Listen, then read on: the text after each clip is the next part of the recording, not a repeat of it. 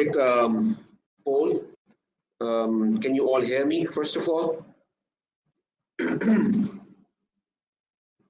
Please type it in your questions box if you can hear me. Excellent. Thank you, Nabil. Rest of the participants? Great. Thank you. Thank you. Okay, fantastic.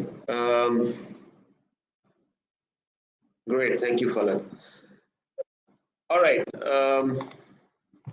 Today is our a very important session, again, using Microsoft Excel to become an expert in Excel, and a topic that I've seen that has a lot of relevance and a lot of application in the real life. Your data, I mean, accountants have been trained normally to look at numbers and to make sense out of numbers alone. However, when you're making board presentations or when you're doing presentations for public, etc., a lot of summarization is required, or otherwise it becomes so complex that to draw inferences from the data set that you have, it becomes nearly impossible. Even if you are using the most modern ERP system in the world, summarization of data and using graphical interface or using graphic data is definitely a requirement. Now, they can be very simple pie charts, graph chart, bar charts, or line charts, but you can do a lot of tricks and a lot of innovation in coming up with with very attractive bar graphs. So that is what we're going to discuss today. However, having said that, the trainer Khurram Khan and I, we were sitting back and discussing where do we go next, and we were discussing topics that we still want to cover in Excel. So I think to quite an extent we have touched upon the topics which are mostly relevant. But then if you're a really an advanced user, for example, of pivot tables, and Khurram and I were discussing power pivots, yeah, and if you're handling a huge data set, how to use Excel or Excel commands to handle big data sets. I think that is still the area that we haven't delved into. Now, with all that information that we have shared through various sessions with you right now, you should be able to sort of at least on an ongoing basis, you can continue with your day-to-day routines using Excel. But when it comes to specialized situations which require specialized skills, there are more skills available. A lot of members have been talking about so for example, can we do macros in Excel? I'm not quite sure of that, still not very convinced, but if you think macros is a topic that all of you will benefit from doing, right, let me know. And it's only one session that we have to run, but the thing is that for that you'll have to do programming in Visual Basic. Yeah, so how many of you are up for it? You can type it in your questions box, and I am. Thank you very much, Sajawul. Sajawul is praising my t-shirt. It's a Saturday, and Saturdays are normally day off, and that's why I'm normally dressed in casuals. Normally my gym suit, but today a t-shirt. Thank you very much. But we're talking about big data, and we're talking about macros. So do you think these are the topics that will interest you? If you're happy for ACCA to run these sessions as well, based on your feedback, all right, thank you, Zumair, thank you, Faisal. Others can also share their feedback, their comments, and we will then definitely continue on these, these topics in the future sessions. Thank you, thank you. Keep sending us your consent, and we will definitely. Okay. Okay, thank you, Amin. Thank you, definitely, Simon. So if you think these are, I mean, there are members, about 8, 10 members who've said that they would like macros also. So we can consider. Um, I think Ramadan is starting from Monday or Tuesday, right? So we do have plans for Ramadan also. I mean, we are not slowing down or stopping during Ramadan. But it'll be interesting because we will not be taking any any rests, any breaks, or any tea breaks during the sessions.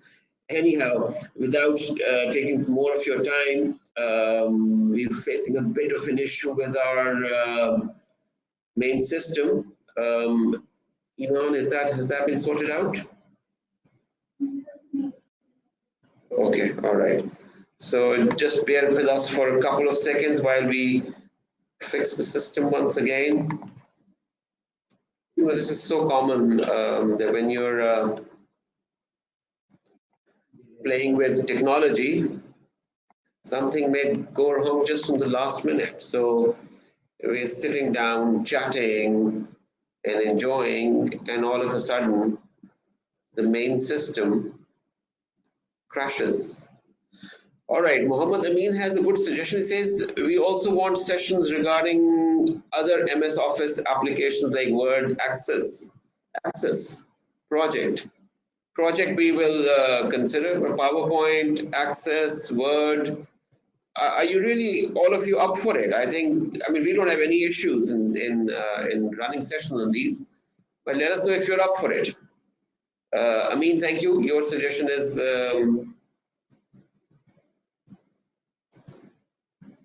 very well received. Wes is saying, please arrange some sessions on dashboard. Dashboard we've already done. So if you can, Mohammed Wes, if you've missed it, please look at the recordings. We will be doing dashboards partly here as well. Okay. So as far as I think the charts for dashboard reporting is concerned, yes, that will be part of today's session. All right. So if the camera is shared, we should switch on the. We can have multiple cameras. Unplug and plug. All right. Okay. Okay, there you go. So you see Khurram up on the screen. Khurram, welcome for the session. Thank you very much. You've done a fantastic job. A lot of appreciation from members. Once again, we're trying to, Khurram and I, we keep having this fight on making it relevant for accountants. So Khurram has his way in things. But Khurram, over to you without any further ado. I will be here for a little while. I'll keep looking at your comments. So keep your comments flowing, and I'll hand over to Khurram to run the rest of the session.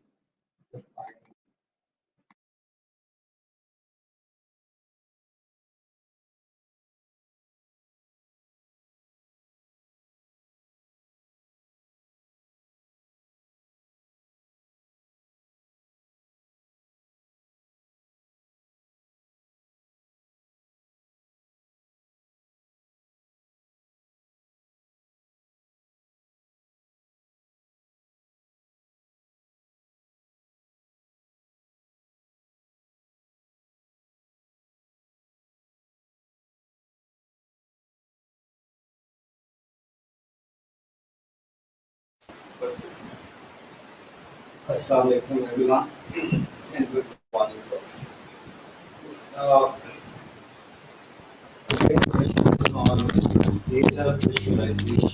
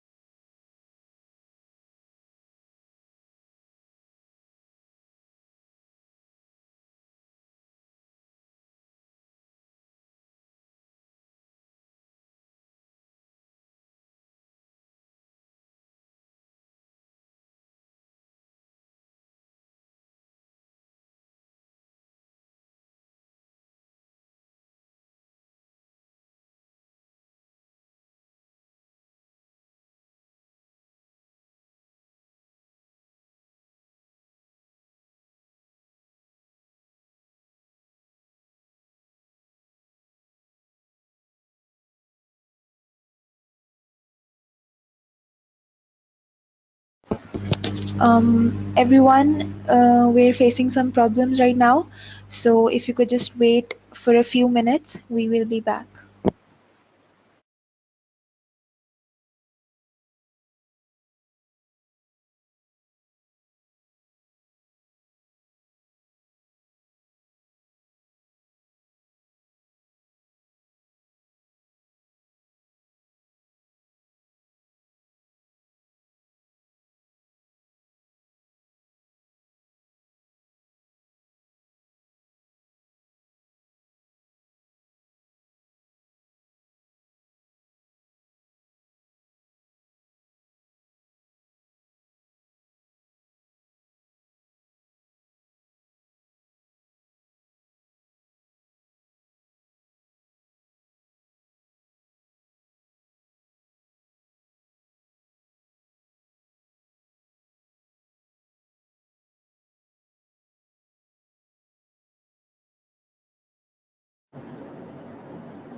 So make me a presenter now.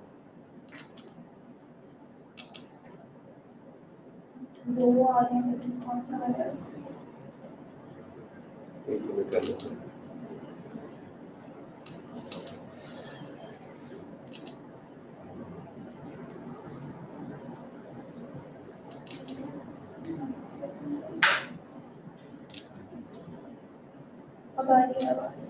Yeah. And the broadcast has been started. Khurram आ जाओ. So you can see the screen as well. Camera, audio.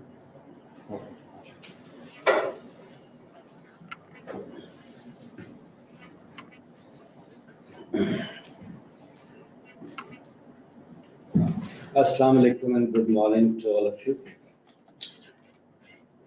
Okay, today we will be discussing a few things on data visualization within Excel.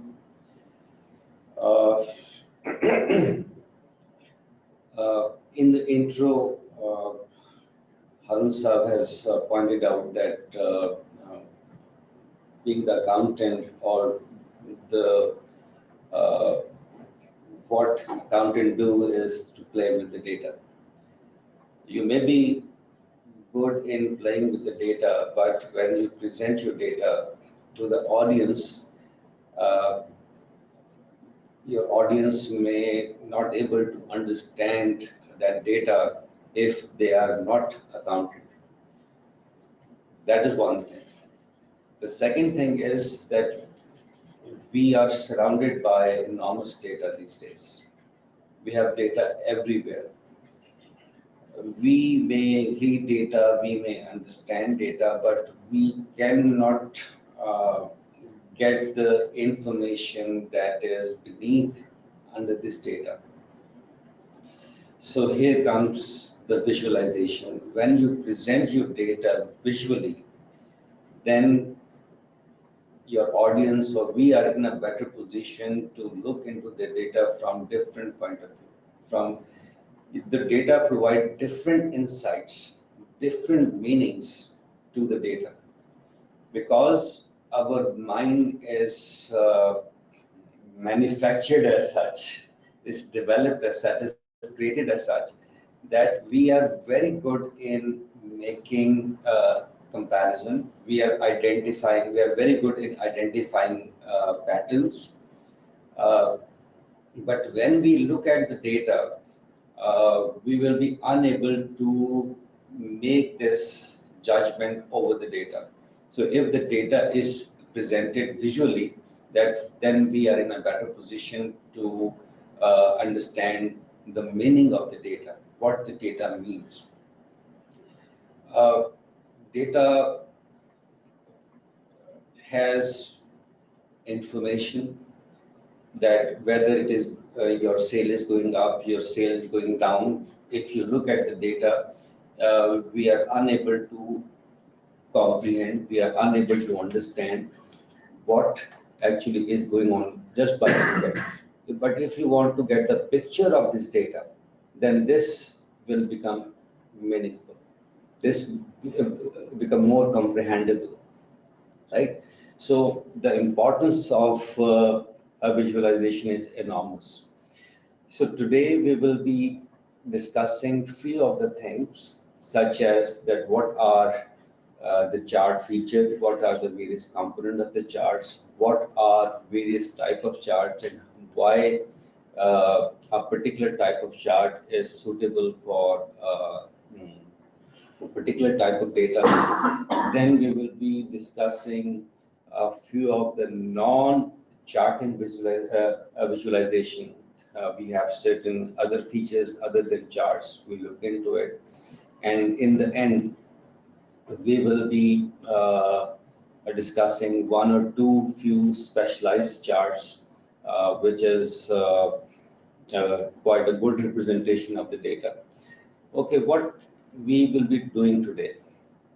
Okay, ACC has uploaded two handouts, two or one. Okay, they have, but I have, here is only one of five. Only one. Okay, okay, ACC will give you this sheet, right? Completed sheet, share, right? So what we'll be doing, we will be developing these charts, right? We have different type of charts. Look at this. We will be developing these charts, right? We have some sort of a comparison. Then we have the area chart. Then we have the pie chart, right? We will be discussing few of the things, right? Then we have the chart basic. We will be looking into different components of the charts that this chart is composed of. It has different components. We will be discussing the charts terminology right over here. We will be building this type of charts, right, and playing with this chart as well, right. Then we have a different type of charts such as the combo chart. Combo chart is the combination of two charts. We will be looking at that how we can build this chart, right. Then we will be discussing that how images can be brought into the charts, right? That is the different type of visualization that we need to look into this, right? Then you will be developing this chart as well. Then we have some sort of a conditional charting as well, that as the data changes, for example, this data is changed to say 100, say 500. Let me change it to 500 and look at that the chart changes. We will look into this, that how it works. Then we have some sort of the drop down, right? That how we can control the charts with the drop down. We will be developing this thing as well, right? And some of the audience has pointed out that that they need to have a session on dashboard, right? We have already discussed partly in the pivot table, and we will discussing few of the things right over here. And by looking at the previous webinar and this webinar, you will have the ample skills or the information needed to build elegant software. Then we will be okay, this is the data that we will be having, and based on this data we will develop this sort of things, right? Now this is the checkbox. Now look at this. By this chart is controlling with this chart, whatever that you want to show. By looking at this, we will be building this. Then we have the option button, right? We will be developing this sort of things, right? Then we have the scroll bar. We have the scroll bar, and we can look at this. We can control the report and the charts with this. We will be developing this. Then we will have the spin button, something like this. We will be developing this sort of thing as well, right? Then we have the combo box, right? So this is the combo box. This is how we will be developing, constructing, and looking at the data. Then we have the list box. By selecting one of the options from the list, the data is changing. And then we have the other visualization. We will be trying to look into that how the data is presented. These are the non-charting techniques. We will be discussing few of those. Then in the end, we have this speedometer chart. With the help of this pin button, we can uh, control, right, the speedometer. So we will be trying to build these sort of things, right? So this is these are the things that we will be doing. So let's start, right? Okay, fine. Let me close it. Okay, first of all, we have the different types of charts, right? So in Excel, we have, uh, if you click the Insert tab, and you will find this is the group known as chart, and in this chart group, you will be find various type of charts, right? This is the combo chart, this is the radar chart, the bar chart, the column chart, the area chart, the line chart, the scattered chart, and there are some other type of chart as well, right? So what actually is the chart? How we can define a chart? Normally people look into chart and they equate it with the graph. So graph and the charts, they're more or less the same thing, but chart is something that is based on the data, and we have the x-axis, we have the y-axis, and we plot the data on these sort of things, right? So this is the chart we will be uh, uh, looking into. Okay, fine. So first of all, there are three common charts that normally we use, and you will find these charts almost everywhere. Uh, these are the column chart, the bar chart, and the line chart. So column chart, bar chart, and line chart, these are the three different type of charts. These are used to portray the comparison of two categories over the time frame. So in a certain time frame, you want to see that how a particular category behave. That in that case, we will be using the column chart, the bar chart, and the line chart. Line chart has certain more intuitive way of presenting data that in column and bar chart, the category represented by the bars, and whereas in the line chart, the category, the movement of the category over the time, the succession of a category, that how it is progressed, that is represented by the line, and it shows the trend as well, right? So we will be discussing what trend is in our uh, conceptual framework of the chart we will look into.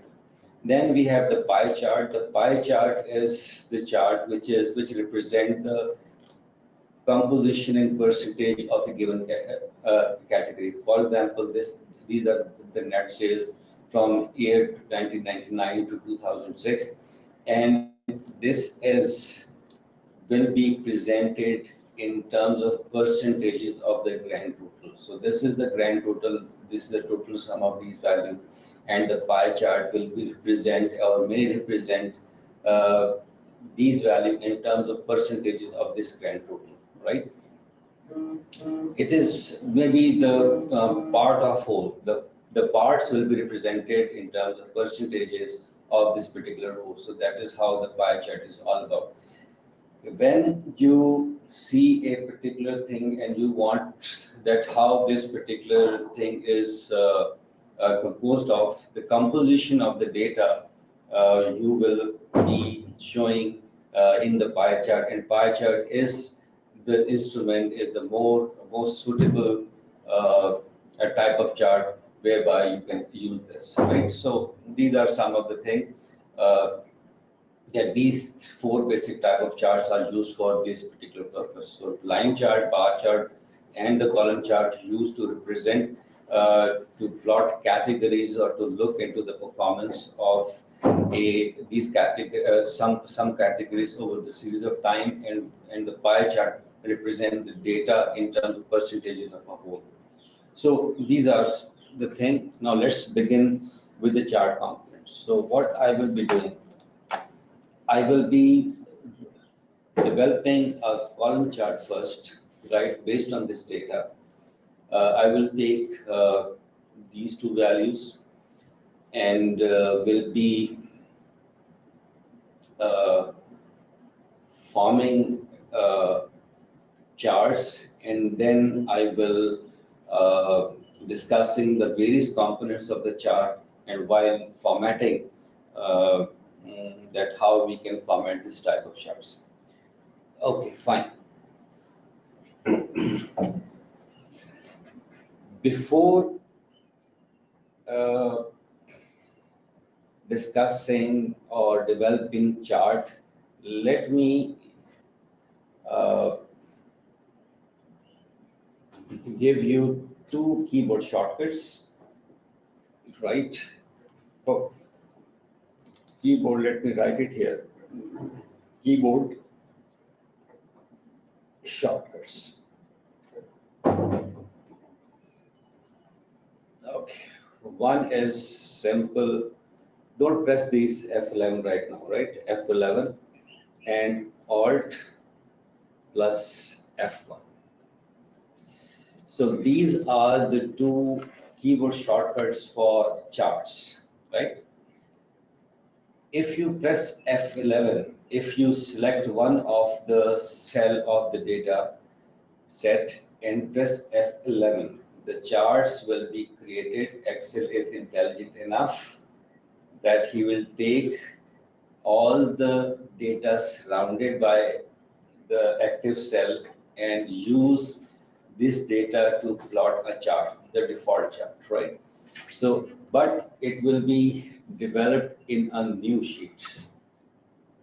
If I press F11, please press this with me, F and F11.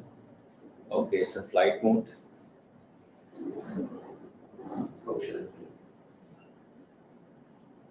Okay, right. So what I did, I just pressed the F11 key, the function 11, right? In this case, it's only for this HP laptop because the settings are. Yes, right. So F11 is the keyboard shortcut to create a chart, the default chart, right, of the data, but it is in the new workbook, new worksheet. So it is in the form of a chart object, right? So we might have discussed, or if we have advanced level session later, then I will discuss that how we can utilize these objects, right? But it is later. But we have the F11 key, and the chart is created in a new sheet as an object. And the advantage of having a chart in a separate sheet, that it is more visible. It is quite a big. The various components are visible clearly, right? So there is nothing on the data there is only a chart here. So the focus is on chart only, right? So this is one way. Now, another keyboard shortcut is Alt F1. If you press Alt F1, that the chart will be embedded based on this data. So if I press Alt F1, now look at here, I have the chart already developed. So this is the chart that I have created using Alt F1. Okay, there is one caution, there is one warning, and that is we have used the F11 key or the Alt F1 key. Both are used to create the default chart automatically based on the data. But this data might be this chart might be right and might be wrong depending on the selection of the data. So there are times that you select the chart data and the Excel draw the chart, and if the selection is correct, then your chart will be correct. But if you look at here, this I have, the Excel has selected the air as well, but we want these air to be placed here. But this is about the air. So this represent air, right? Sorry, this is the cost of sold, this is this, and look at this data.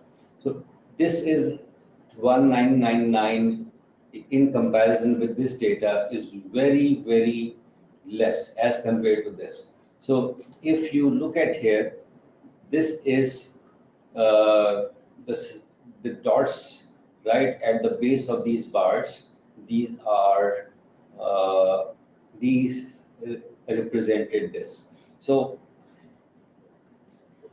I request one of you, all of you, do use these key combinations to develop charts, but you should recognize that the selection you should be the selection of the data is more important. But after say when you get used to all of this, then these techniques, these keyboard shortcuts will be useful in minimizing your time in creating the charts. Okay, I think there is some issue with me today. Okay, maybe, okay, fine. Now let's develop the charts from the scratch. Okay, let me delete these keyboard shortcuts. Okay. Let me have data somewhere. Select, okay, fine. Let's select the chart basic sheet. Okay, kindly do all this thing, whatever I'm doing it with me. So this will be quite helpful. Okay. So we have this data.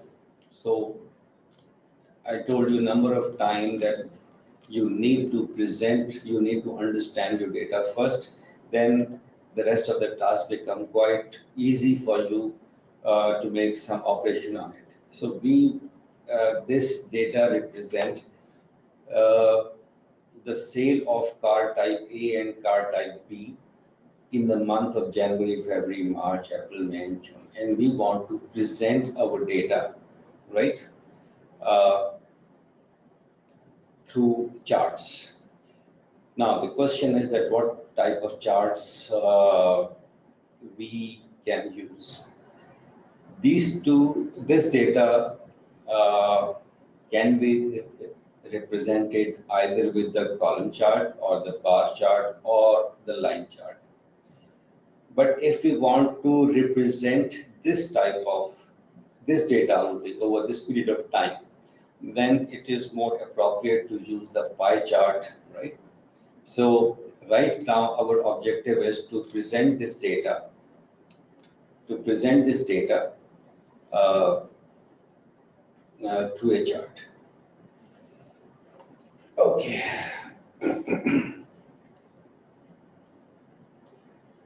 Now, in order to present this data through a chart, I think I need a break for 2-3 minutes. Can I have a glass of water, please? Okay, let's resume. Sorry about that. Okay, we want to present this data. Okay, what we need to do, just select any of the cells, not the data, but outside of the data. Now click the insert button and select what chart that you want to present. I want to present this data through a column chart. So in the chart group, this is the column chart, and if you click, we have the different variation of the column chart. We have the 2D column chart, we have the 3D column chart, right?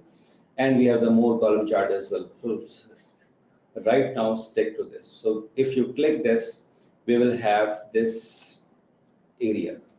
Now, as I mentioned earlier, that this chart consists of various components.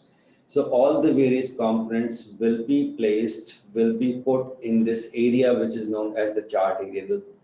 Okay, the first component of this is the chart area. So this sheet, this blank sheet is the chart area. And whatever we will be plotting, we will be plotting this. Okay, once we have this area, so we have a new chart tools. So these are the chart tools. This is the for formatting purposes, and this is for the designing purposes. So we need to take this data right over here through this design ribbon. And in this ribbon, we have one group which is known as the data, and in this we have the select data. So click the select data, we will have the select data source dialog box, and you will see that we have the two boxes underneath this. Then this is used for the values across the x-axis, and these are the box that is used for the y-axis. Okay, so first of all, what we want to do, we want to plot these two series, these two values. Then we need to click add.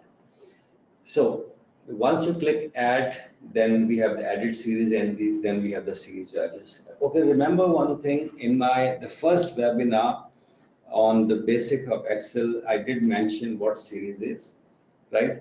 And what is the series name? I did mention this thing in that webinar. Now here is the application of this.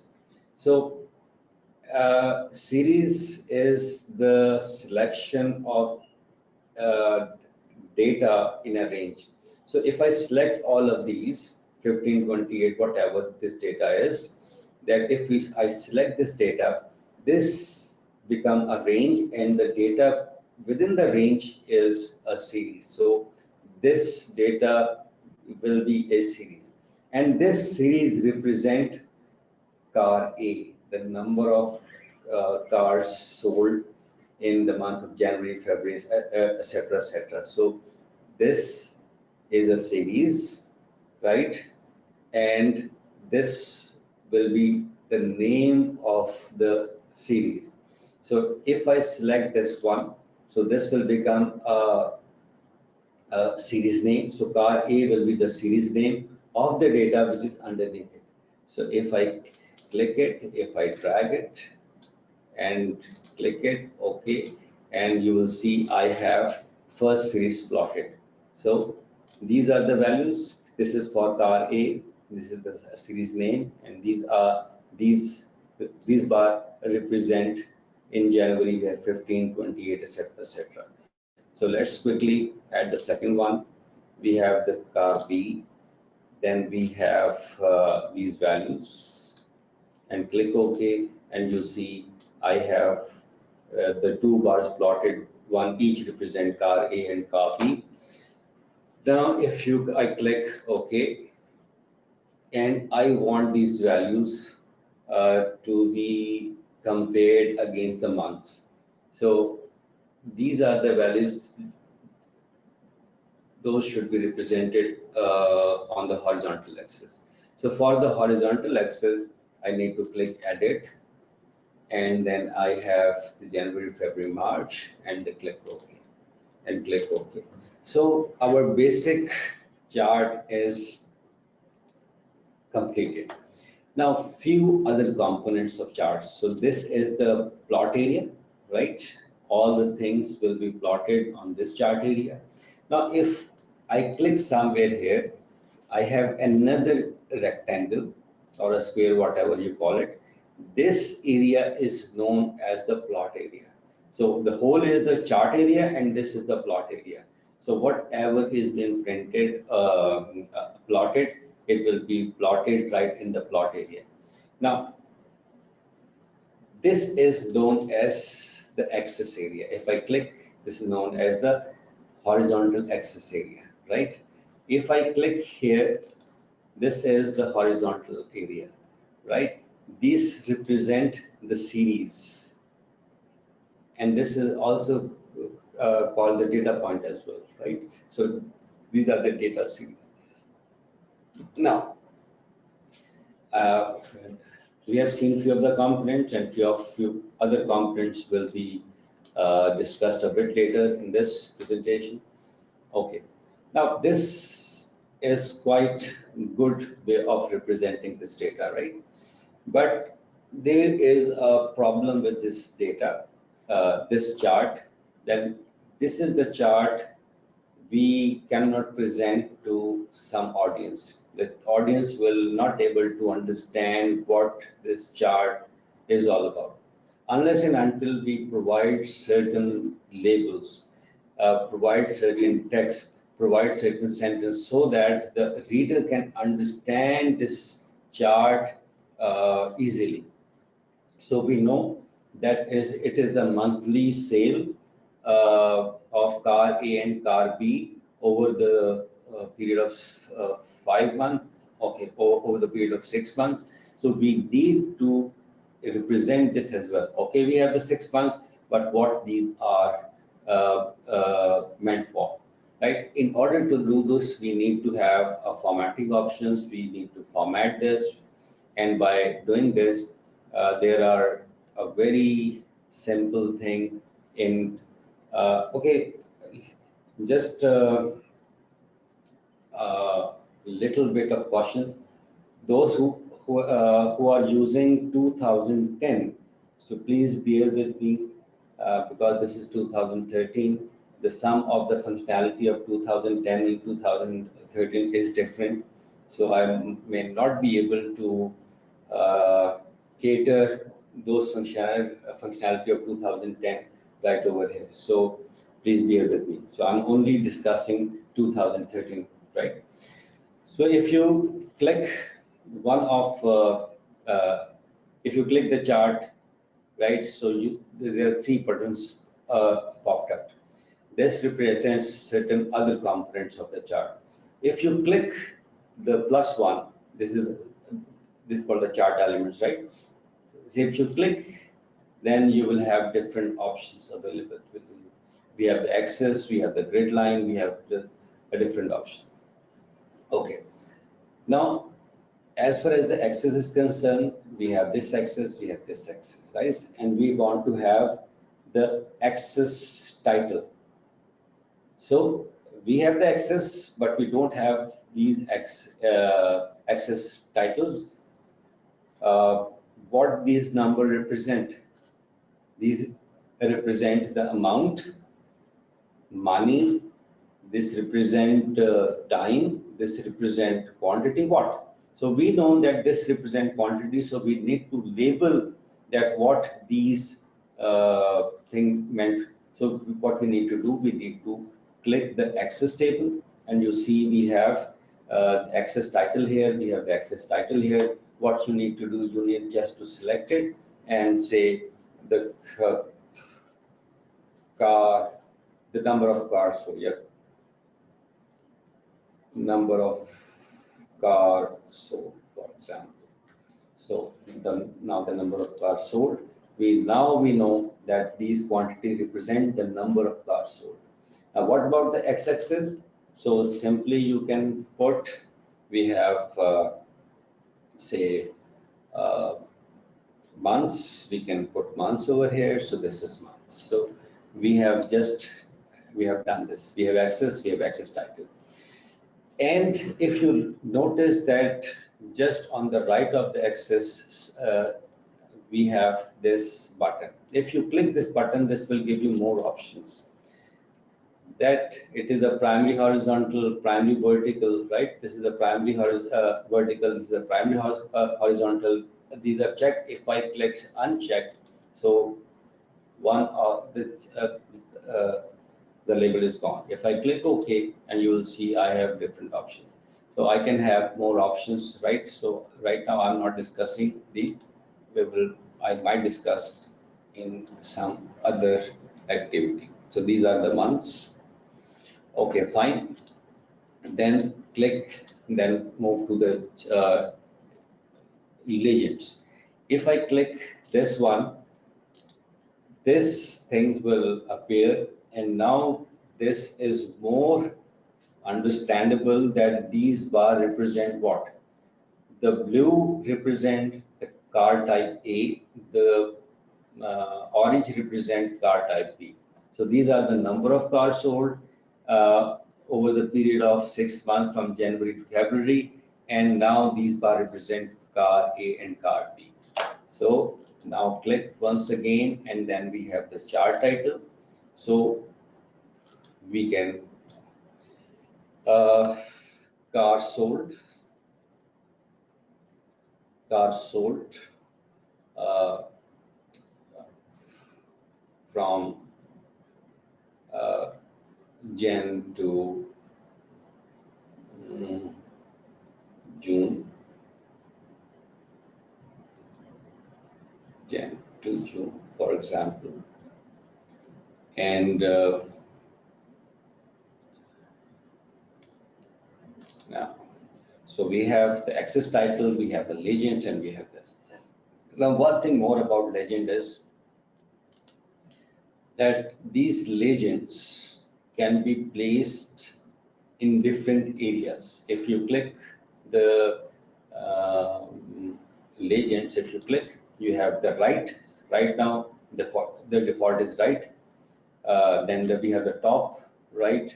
We have, we can put it at the bottom, at the left, or wherever we want to put. So right now we can put it maybe at the top, right, or maybe at let it be where it was on the right. So the placement is right over here. Now let's move a bit further. Uh, Assuming that we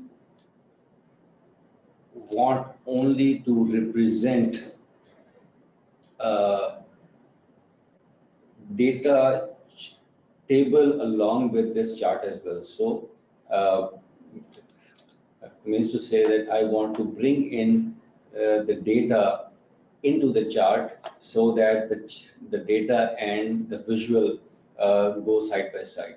So in order to do so, click OK, and then we have the data table.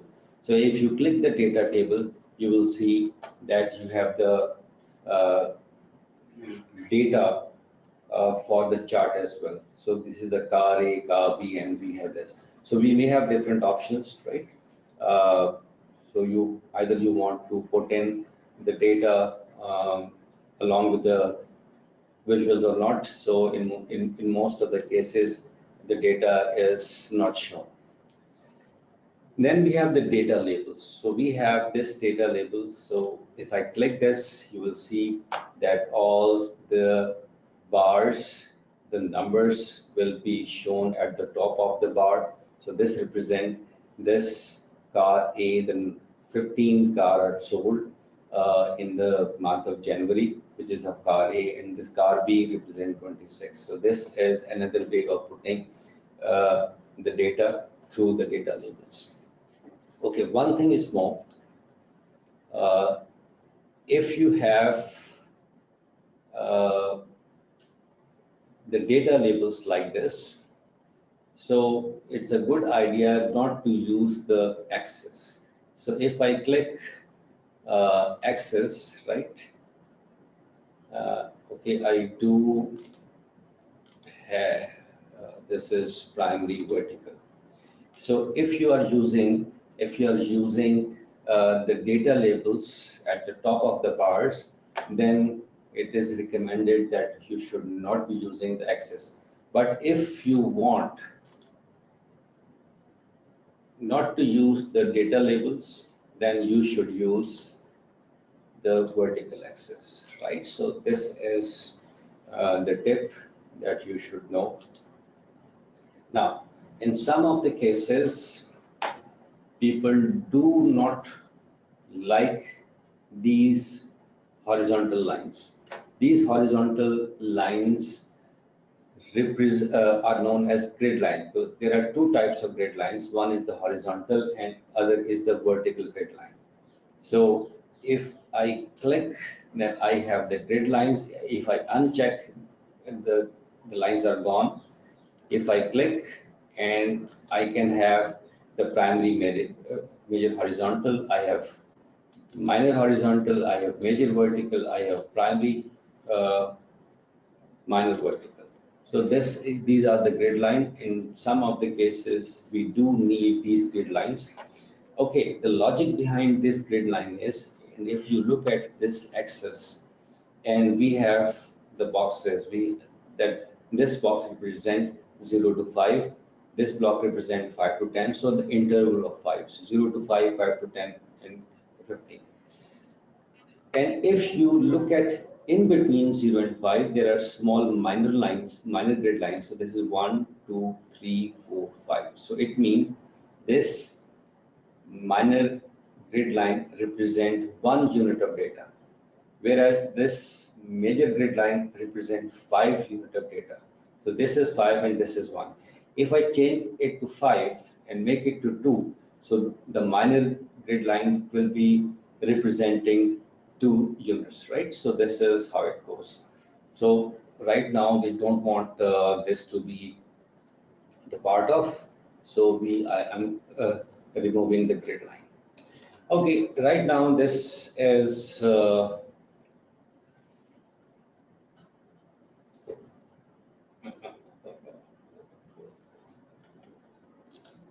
okay.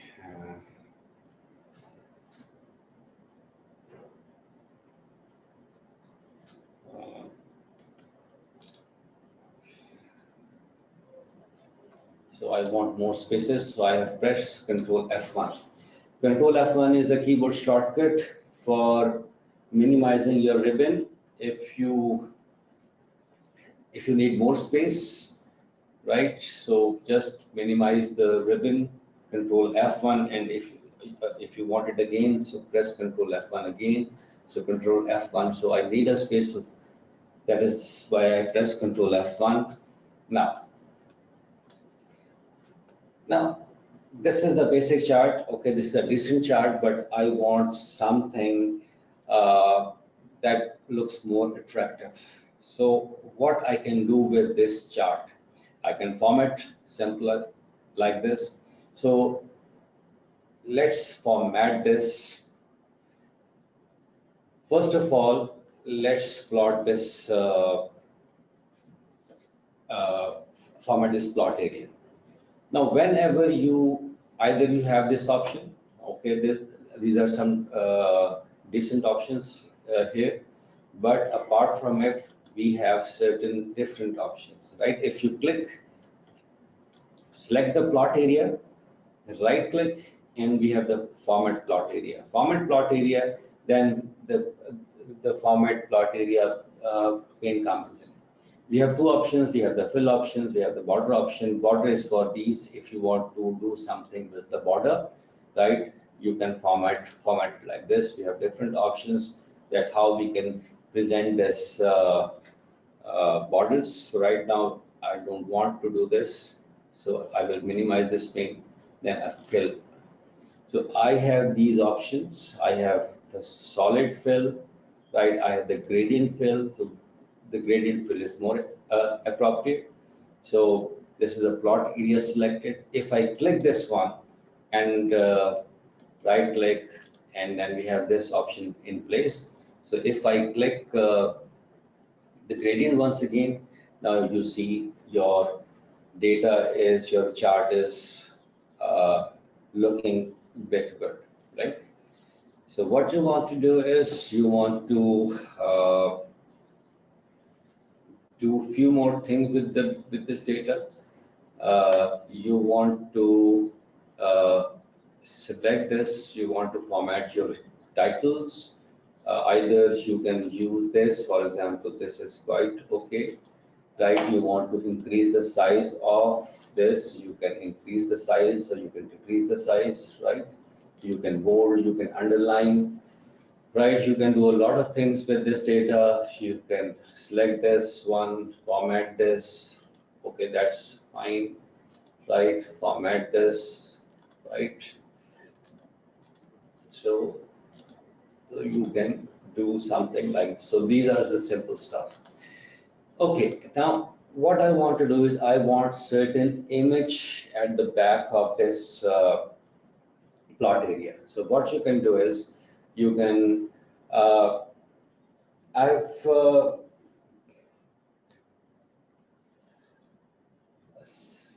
given few of the images to ACCA, but the ACCA unable to upload these images because of certain technology constraints, right? So you can use whatever images that you want to put in, you want to use uh, to insert in this chart. Uh, you might have few images in your computer, so kindly use those images.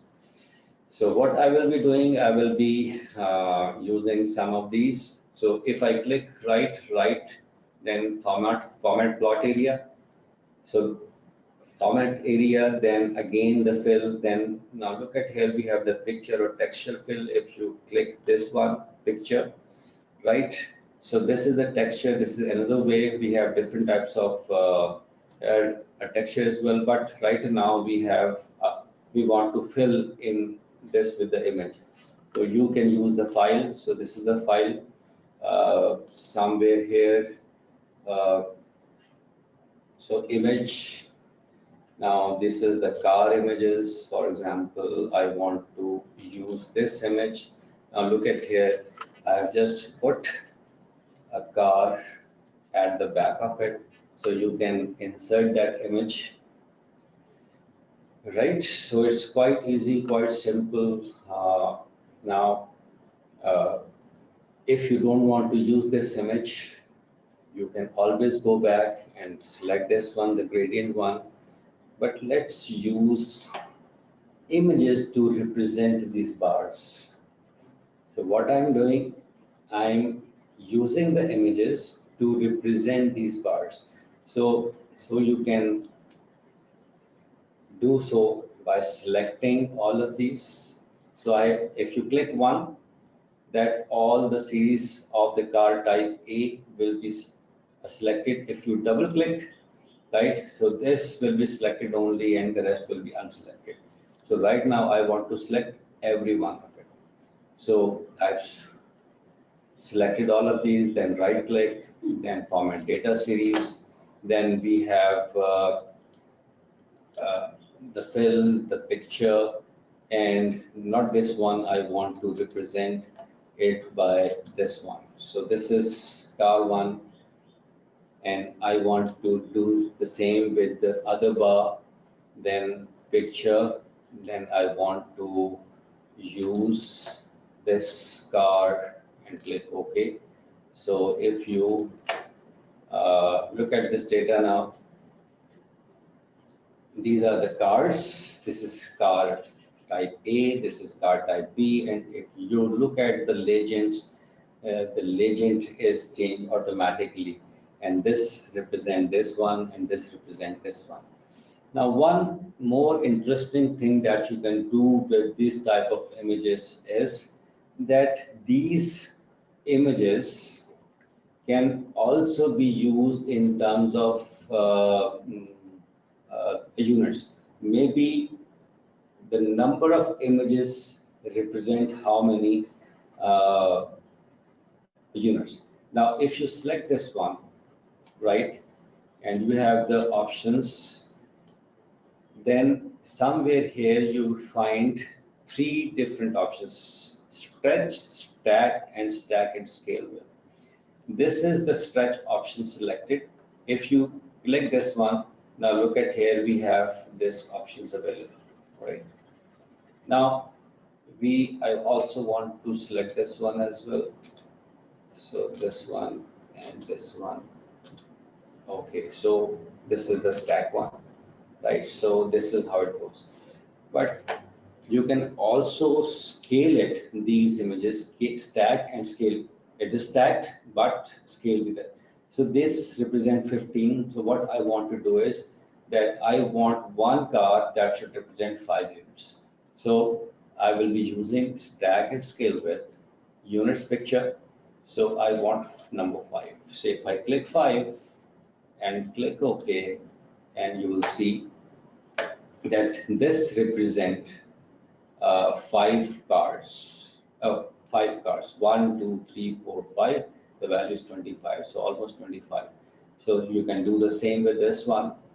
Like 1, and we have the stack and scale with, and this is number 5.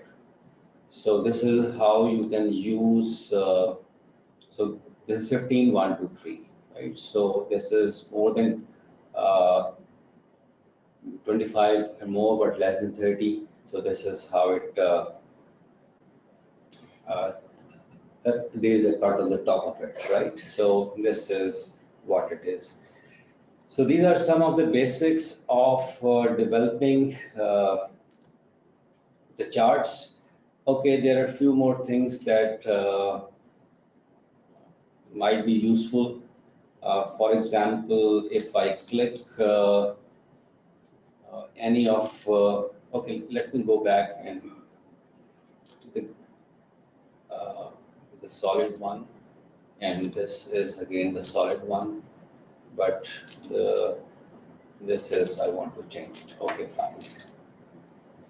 Okay, sometime these are the bars, and look at the distance here. So what I want to decrease the distance in between the two bars. So for this, I have the gap width.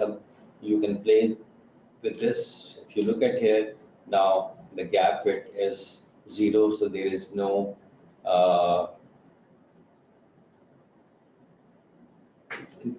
gap in between, right? So this is one thing, this is something else. You can increase or you can decrease, right? So this becomes series overlap. So what you can do is you can use these in order to increase or decrease the size of the bars and in between the distance between these two bars, right? So some of the thing I have already done here. If I use the other one, so I have done this thing. Okay, now look at here. I will be doing. So I hope you will be able to do this. You will be able to do this, right? I just did this thing, right? Now the bar chart and the line chart. Okay. So you can do this thing. You can. Okay. There is few more things before going to the break. Okay. We can change. We have set the basics, right? We have set the basics of everything. We have put in everything. Now we can change this chart just like this. If you click, right click, and you will find different options that you are having. You have the change chart type. If you click this one, and you will see you have different options. You can change it to bar chart. If you click OK, and you will see your chart will be changed, right? If you want to change it with the line chart, this is the line chart. So this will show that the car B will be falling down and the car A seems to be popular. So this shows the trend, right? And we have, if I click the pie chart, but I just mentioned the pie chart, its focus is different, its nature is different, so it represents something else. This pie chart is not suitable for this chart type of data. So let me, we are taking a 10 minutes break, and after the break, I will be discussing the pie chart for 5-10 minutes, and then I will discuss the interesting bit of the webinar, right? So let's have a 10 minutes break. Okay. So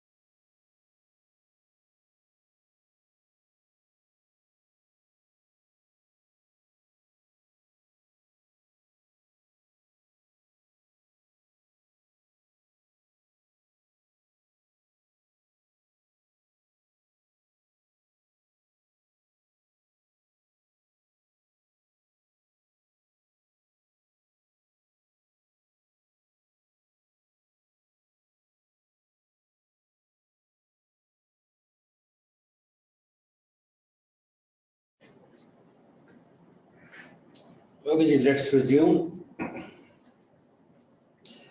Okay, now we know the basics. Now we will be doing our stuff more quickly. Now let's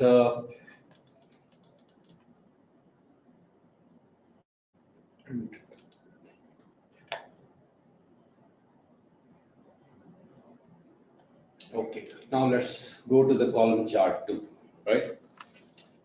Okay, one thing that we did discuss that how we can use the ranges.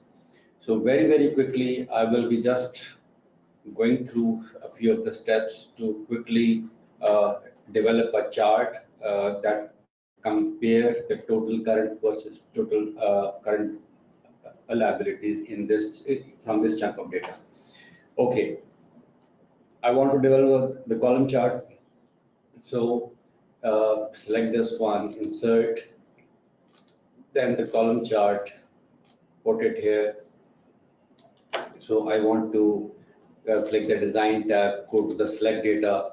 I add, so in this case, the first series name is total current asset, and then these are the values that I want to put in. So click OK and click OK, and you see these things are posted. Then I want to add another one. So in this case, I want total current liabilities. Then this is the data that I want to use. Click OK, and you see that I have the two things. So I need to put the labels. So edit, and I want to use this. Click OK, and you see I have uh, the basic chart in place. So I need to uh, have the chart in chart title. So this is the chart title. So one small tip, that if you don't want to type in here and you want to use some of the data within the cell, the trick is click somewhere in the chart, go to the formula tab, click equal to, and select the desired cell. Now, if I click, then you have the yearly comparative analysis of the current liabilities and the current assets. I need to legend.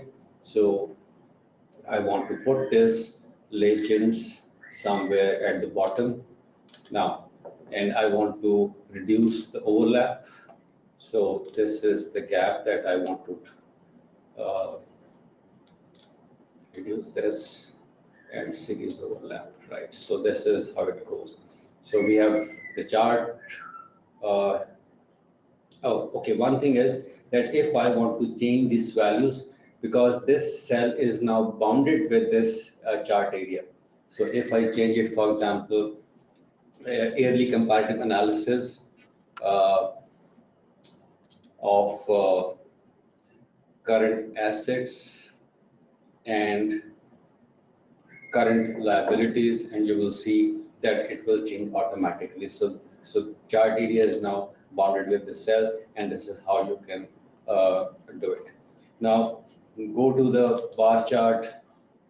So bar chart is again, so uh, I will be selecting this thing, and now I'll be using the Alt F1. So now you see that I've selected this one, I've selected this one, and then click Alt F1. The chart is now, the selection is important while using Alt F1 or F11, right? So the change chart type, right click, and you will see then you have the bar chart. So this is the bar chart. So right, very simple. Now the line chart. Now we have some data here, right? And I want to use this data in order to construct the select, insert, and then we have the line chart. So this is the line chart. So this is quite easy and simple stuff. So this is the trend, that how the sales is progressing over the period of time. Then we have the line chart once again.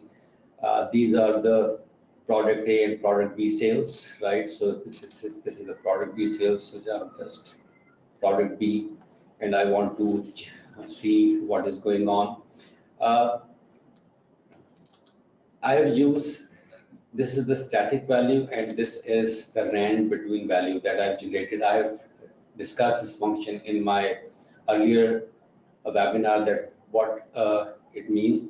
Rand between functions will be generating certain random numbers in between these two. So this is the lower limit, this is the highest limit, and using this two numbers, the random numbers will be generated, and I will be using these values in my line chart. So again, insert line chart, and look at here. So one thing about rand between numbers is whenever you recalculate your sheet, these will be rand between function will generate a new numbers, and 59 is the shortcut key. Sorry, not 59, F9. So if you click F9, and you will see these numbers are changing, and so is the line. So I'm just showing that how these two are used to compare the product and product B values over this period of time. So back to the area chart. Area chart is just the replication of the line chart. It is almost similar to nature, but there is a difference that the area underneath it will be shown as highlighted. So it will be insert. We have the bar chart, we have this chart. Now look at here. So this is the bar chart. If I press F9, so this will be changed, right? So you can select this one first, depending on whatever is the first will become in front or behind, right? Now the pie chart. Now I'm just quickly selecting these two values, right? Insert, then the pie chart and the pie chart. So this is the pie chart. I want to present this data, then the data labels, but I want to present the data labels in terms of data callout. So these are the series 1, 2, 3, 4, 5, 6. This is the whole, and these slices represent the part. I've used this data, right? And this will be represented data in terms of the percentage of this grand total. So 1960000 is the 12% of this. So this is the 12% of this. So this is how. One thing that you can do, select one of these, and you can increase. Okay, sorry, not. You can change the angle. You can explode. Now look at here. So if you can just increase this number, this slice will come out, and this is how you can play with this data, this pie chart, right? So this is how it goes. So just play it with this, and you will see the desired combination. Now chart basic, we have done this. Okay, now the combo chart. Now, the combo chart is normally used when we have the data of two different type of ranges. One is a value which is whose values are higher, and there are certain values which are in comparison with this. Look at this data. We have 8,670, and then mile per gallon, whatever, 24.5. So these are the two values, and we want to compare it. If we compare this with the bar chart or with the line chart, with the bar chart, right? So insert bar chart, right? If I develop this chart and look at this, this is the higher value, and this is the value that represent mile per gallon. So in comparison, this comparison seems in appropriate. So this should not be used in a similarity chart.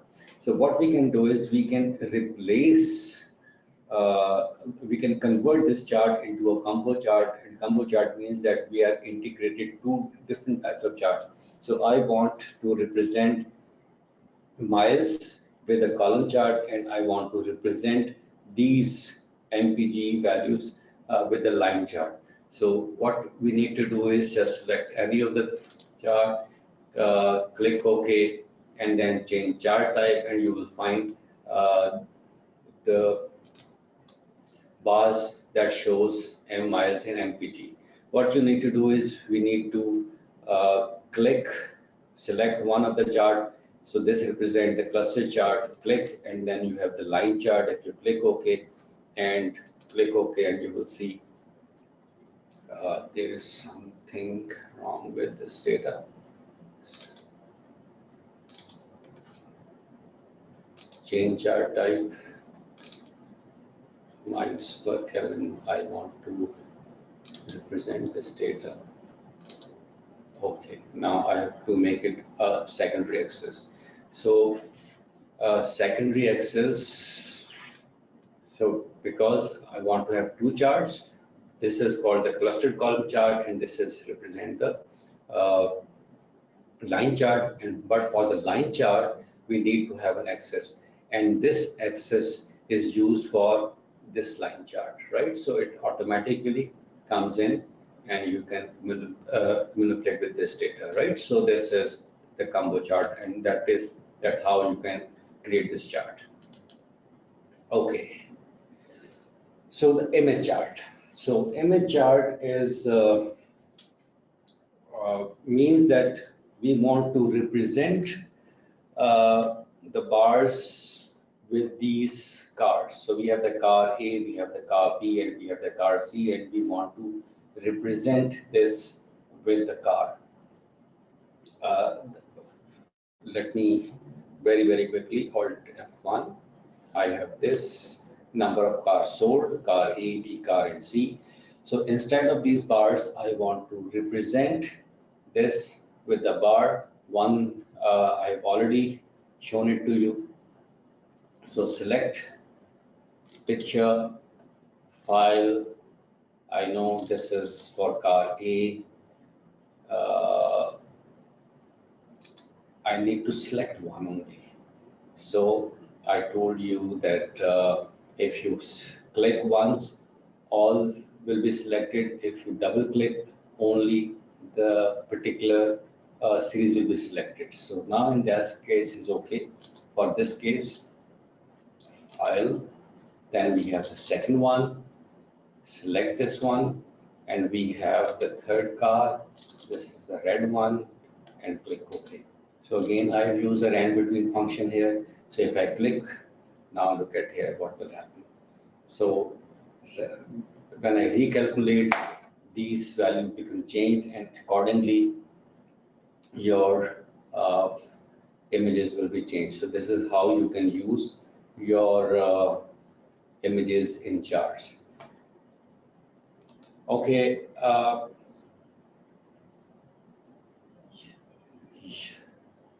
You can use it quite easily now.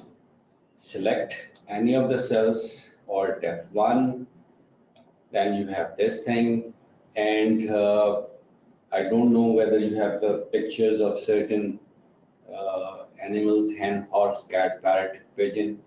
I did give it to ACCA, but they are unable to upload those. So you can go to the Google Images and find appropriate, or if you have those images, you can use. So, and right click, change chart type, not change chart type, we have the picture, and select only one, right, file, and then we have the images like this.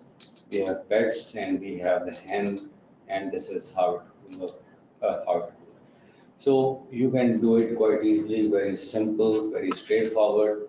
I don't think because the simplest actually is so simple, This thing is so simple. I don't think you don't have any question right now. If you have question, because now I will be discussing something uh, interesting.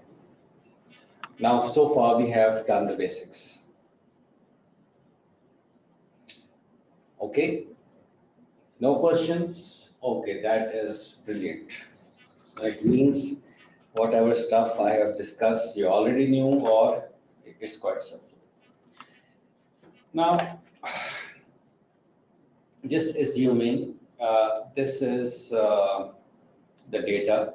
For example, this is the data that I want to print, called F1.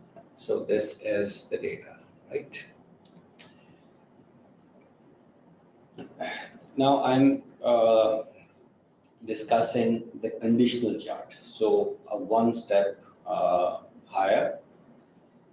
Now I want to play with the data. So I want to use some sort of logic so that I can conditionally format this data. So what does it mean? For example, I want to, my objective is that every weekend I need to present this sort of the data. I'm running maybe one website, which is maybe popular or not, but I want to see that in these number of days, that how many hits I have, right? So I want to just look into this data. So I want that this should be prominent enough that by looking at this data, I will get something very uh, uh, quickly to identify that on which date that is it. Although it is there by looking at that on Tuesday, I have the greater hits. So if I click 9 now, I have the Wednesday, but I want something else. I want that the maybe the color of the bar is changed automatically, right? So I want this thing to happen. This data is, this chart represent this data. So in order to conditionally format this data, I've developed another column, right? And this column is that I have used this logic that what in this particular range, whatever is the highest number, this should represent in this name, in this particular range. So if you look at here, what the formula is, if C6, so this is the C6, and I see that if the value of this is the maximum of this range, C6 is this value, and maximum of this is, if C6 is the maximum value equal to this, then this value should return, or if this is not the maximum value, or if it is not equal to the max value, then it should return 0. So I have done this, right? So, and I have copied it. So I will be designing, select this data and incorporate this data into my, so this is the max and this is the value. Okay, click OK and click OK. And you see, I have another bar popped up, which is Tuesday. Right now, Tuesday, 431, 431. So these are the highest number of hits on Tuesday, 31. Now, since in this column I have 0 values, so 0 values, we cannot have the representation, although we do have, but the bar does not show. So what you need to do is, you need to minimize the gap or makes the, this should be overlap. So select this one and then click the format and you will see the series overlap, right? If you click this one and you will see that both are overlapped. Now the bar one, the blue one will be go behind the orange bar, and now the thing is just happened. So if I click F9, so recalculate whatever hits I get the maximum. So I will get, so now Tuesday, now Friday, now Sunday, now Friday again, now Tuesday, Sunday, Tuesday, Wednesday, and right. So this is how it goes. This is simple. I want you to do the same with the number of cars. I'm giving you 2 minutes to do this stuff. The formula is very simple. Let me give you the formula. All right, so this is the formula. So you need to use this formula here, just like this, is equal to if the value of this is equal to the max value of this, right? It should return this thing, otherwise 0, and press enter. So now drag it down and you will see that what will happen, right? So this is the formula. So we need to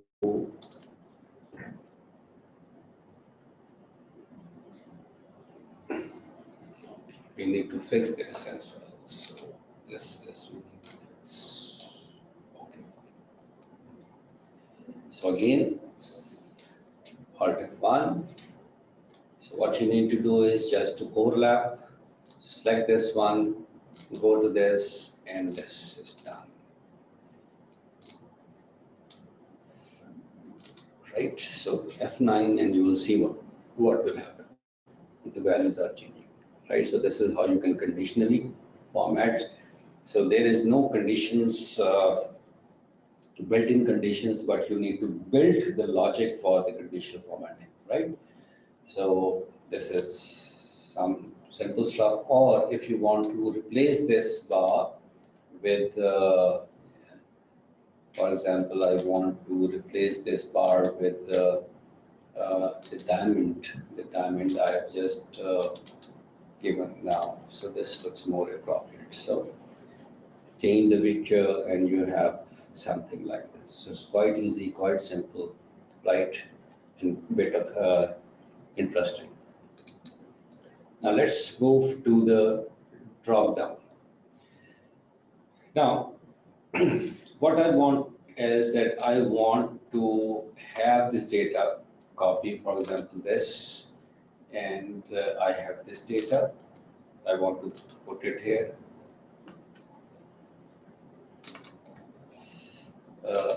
Okay, so this are the ratio. What I want to do is that I want to select one of these ratios, right? And I want to portray this data into my charts. So, and with the help of a drop-down list, we have already discussed how we can develop the drop-down list. Maybe let it be this one. Then we have, let it be, make it, okay, so I'm just saying select.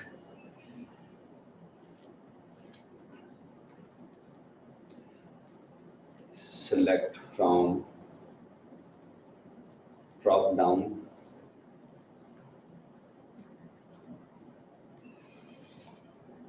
Right, so this is, let it be, okay, fine. So I've already discussed in my previous webinar that how we can build a drop-down list. So click the data, go to the data tool, select the data validation, and in the setting tab, select the list one and the source, provide the source, and the source is like this. So this is the source, click OK and click OK. So in the drop-down box, I have this thing. So this is right. Now, I want to get the value of this. For example, if I just click, type the equal sign and select this, I'll get quick ratio here. So I want to have all the values of quick ratio. So this is the quick ratio. I want this thing as well. So if I want, say, for example, current ratio. So current ratio is somewhere here. So I want these values to be right over here. So in order to do so, we need to write a formula. We look up, which is already discussed in the last few webinars. So I want to find this from this range, right? From this range, let's have 4 in order to fix it, and right, and I want to have 2 comma 0. So this is 75%. So I want to fix this one, so because I want to copy a formula. So this one, and so I need to change it. This is 3, this is 3, this is 4, and this is 5,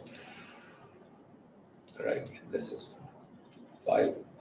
Now you see and change its format to percentage. So we have all these values, 75, 80, 90, 95. And if I change these values for return on investment, so I have return on investment, which is 190 return on investment. Okay, 15.16, 18, 20, and all of the same. Now the rest of the task is quite easy, simple. Alt F1. Alt F1 is, now we have the formula, and again the problem is I've made the wrong selection. So if I selected this thing first, Alt F1, that would be fine. So this is what it is. Let it be just a, so this is design, select data, this is, and now this is the range. Click OK, and you have this. So select from here, and you will have the different type of ratios, right? So this is very, very simple stuff, right?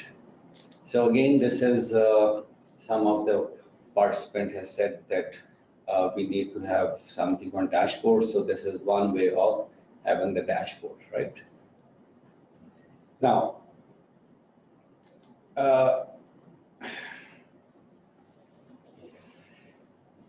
so now something interesting. Remember this data in our last webinar? This is, okay, 5,220 rows of data, right? And now we want to present this data, right? Maybe in the form of a dashboard, maybe in the form of a report, maybe in something else. So we want to summarize this data and put it in, present it in terms of some sort of a dashboard, right? So I've already discussed with you in the last webinar that how we can get these unique values. For example, I'm doing few of the things with you again. So I want to delete it. So I want to get, for example, the region. So go copy, and then we have pasted. So then data, and then you have the remove duplicate options. So click OK, and you will get your desired value from unique values from the region. So similarly, if I want to have, okay, I'm just taking these two more, copy, and then I want to paste it here, and I want to remove the duplicates, data, remove duplicates, continue with the current selection, remove duplicate, click OK, OK, and with the product data, remove duplicates, continue with the remove duplicates, and click OK. So I have these unique values. So what I want to do is I want to get few summarized information within the context. Maybe I want to have the profit, I want to have the cost of goods sold, or maybe I want to have sales. So I want to have these three measures right now, and I want to summarize it by region, I want to summarize maybe by customer, or maybe I want to summarize by a product. So if I want to summarize this data with the help of, say, for example, uh, by region, and I want to do it these three measures, Control C and Control V. So the objective is that I want to put the summary data on, and I want to present it through charts. So first of all, I need to have the summary from this. And for this, we have already discussed some if functions in previous webinars. And we have also discussed one of the concept of name ranges. I have already developed these ranges. These are the name ranges that represent the data that is underneath. For example, if I want to have a sale, if I click sale, for example, this is the sale. So this is the selection of all the sales. So I will be using these name ranges in a function, and by using this name range, I have discussed that the formula function become very simple to write. So I want to have a summary, uh, region-wise summary of sale, cost of goods sold, and profit. And how I can do this is equal to sum ifs, okay, let it be sum ifs.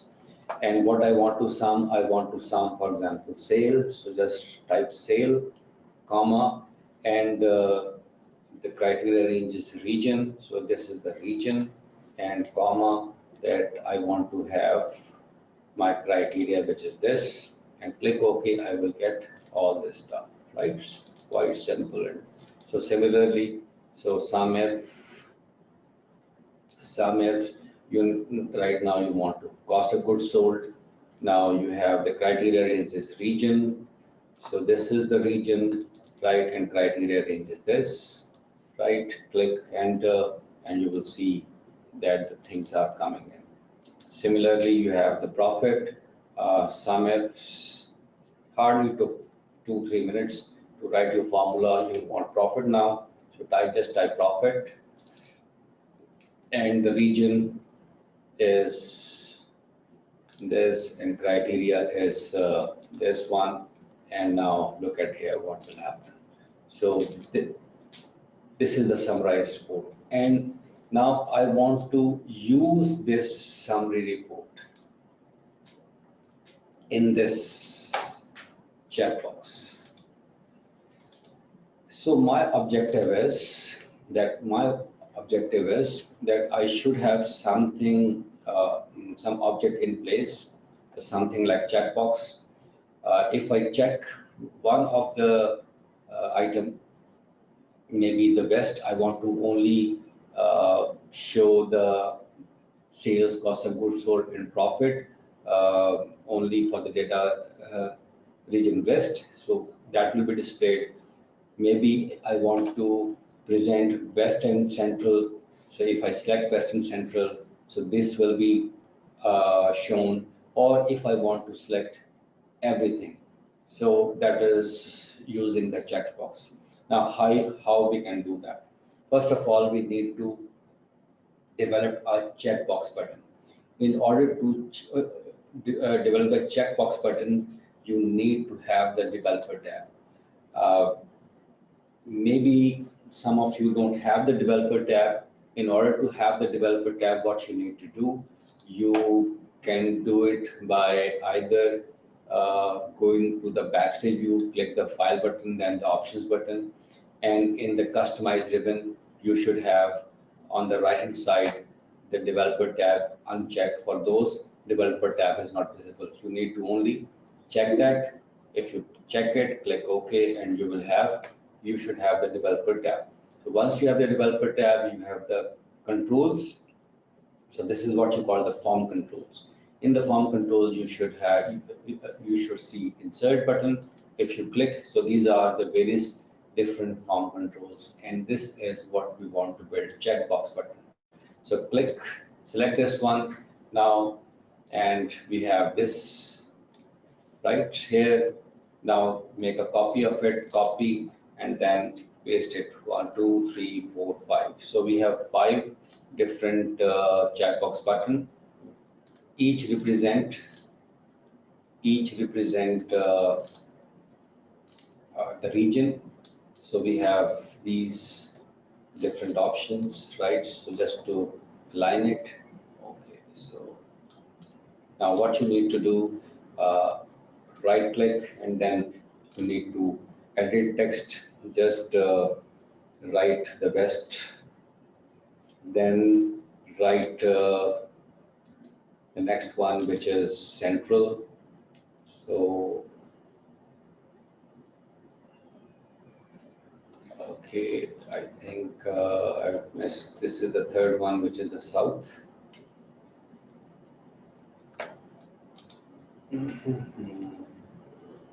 This is the south one, and I need a bit align.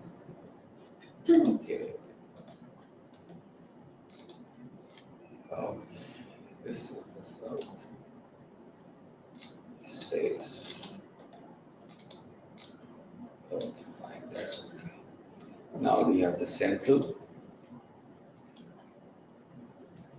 Then we have the third one, that is south. We have the fourth one, that is east.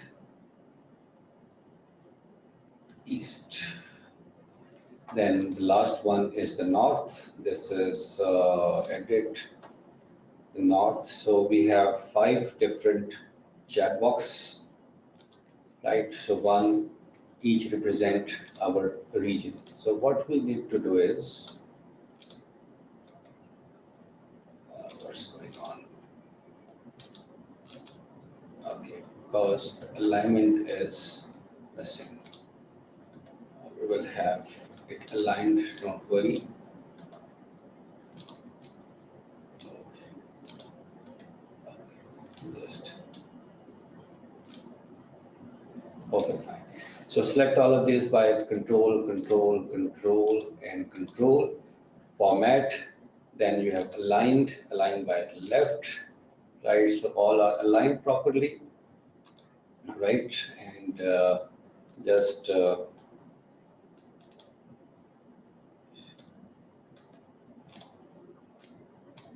okay, just to make it, so click, click, click, click, click, format, align, left, align.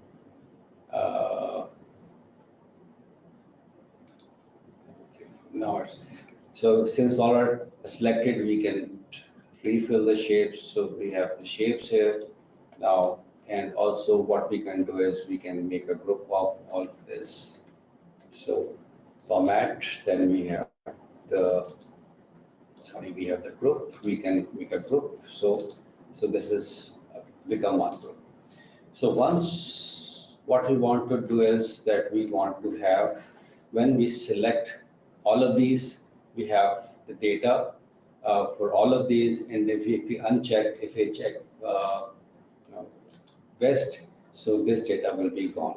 So what we need to do is, this is our base data, right? So now we have this data once again, control C, and then we have control V. Okay, just delete this data. Now, what I want to do is, from the raw data, I have made this summary, right? And now I want to use this checkbox button, and I want to refill this part of the table with the help of this check button, right? If West is unchecked, then I should not have any data here. And if it is checked, then the entire row from sale, COGS, and profit will be shown right over here. So that is the objective. So in order to do so, we need to set the controls for each of the checkbox. In order to do so, select the first one, and then you Select the first one, right click, you have the format control. Then you should have this thing. We have unchecked for okay, leave as it is. More important thing is cell link.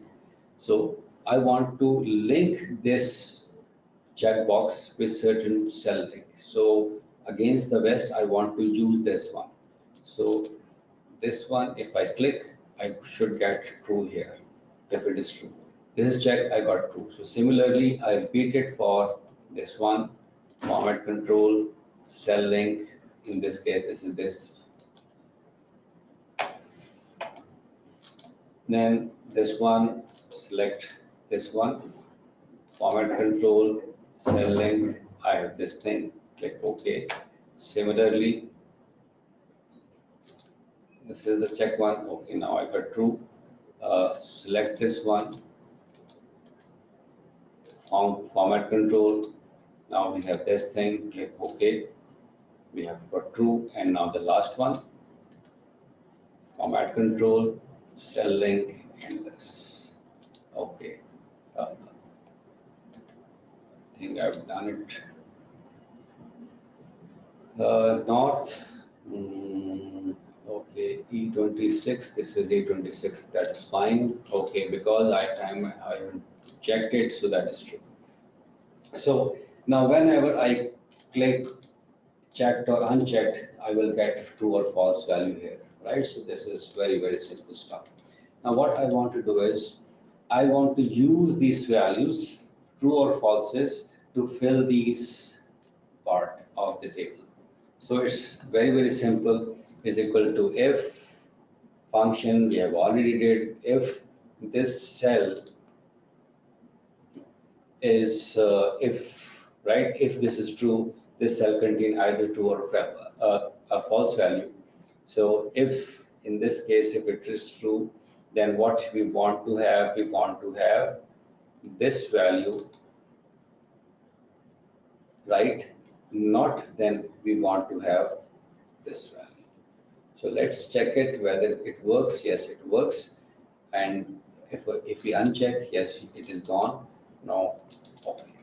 Now, so what we want to copy this. So in this case, the column will be the same. The column will be the same. So we have B22. E should be the same. Okay, this should be the same. And click OK. Right, so this is how it goes. This is how it goes. Right. Okay, so in case we want the column should be okay. So the column is changing. So threes. What's going on? We want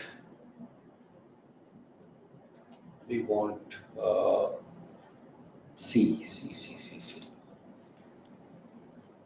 So this thing, and we want ABCD things.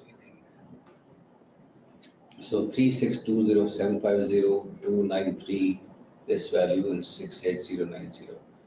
Okay, so let me just very, very quickly fix this formula. I want this to be fixed, and I want this to be changed, and I want this to be fixed. Okay, so that is actually what is going to be. So 650 okay, fine. So just change it. So in this case,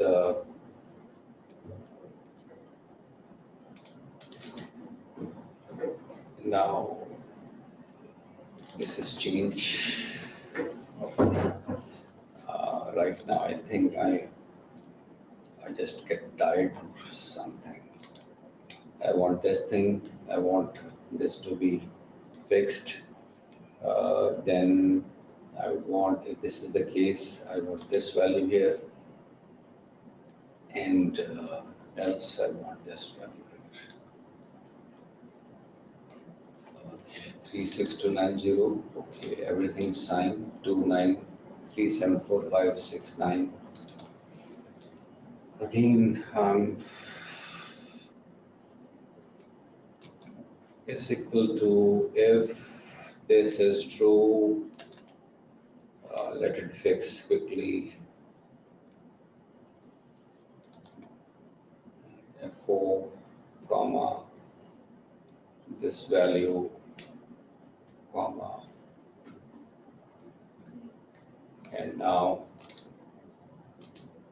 this value similarly is equal to, if this, then we should have this value, otherwise we should have this value, and we need to fix it. Okay. So now we have something in place. So unchecked, unchecked, unchecked, unchecked, and unchecked. Check, check, check, check, and check. Now we have connected this with this, and now the task becomes simple and straightforward.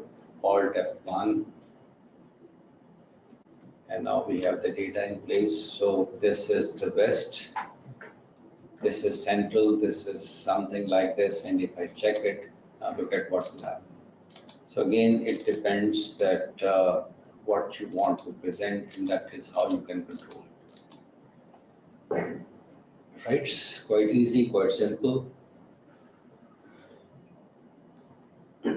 Okay, on the contrary, there is another, okay, let me, because I'm running out of time, yes, we are running out of time, not me, everyone. Control C, let me using this once again, we have Control V, and now I want to have the option button. So in order to have the option button, click the developer tab, insert, then we have this option button. Again, repeat this process for this one. So Control C, Control V, Control V, Control V, and Control V. So we have this thing. Edit, we know this is west, right? This is edit, we know this is central. Now we know this is south.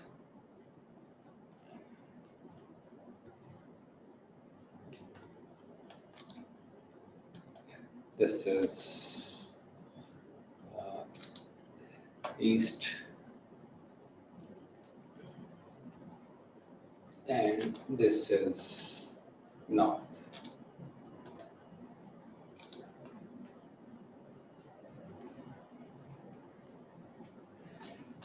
Right, so I can group all of these, right? I'm not,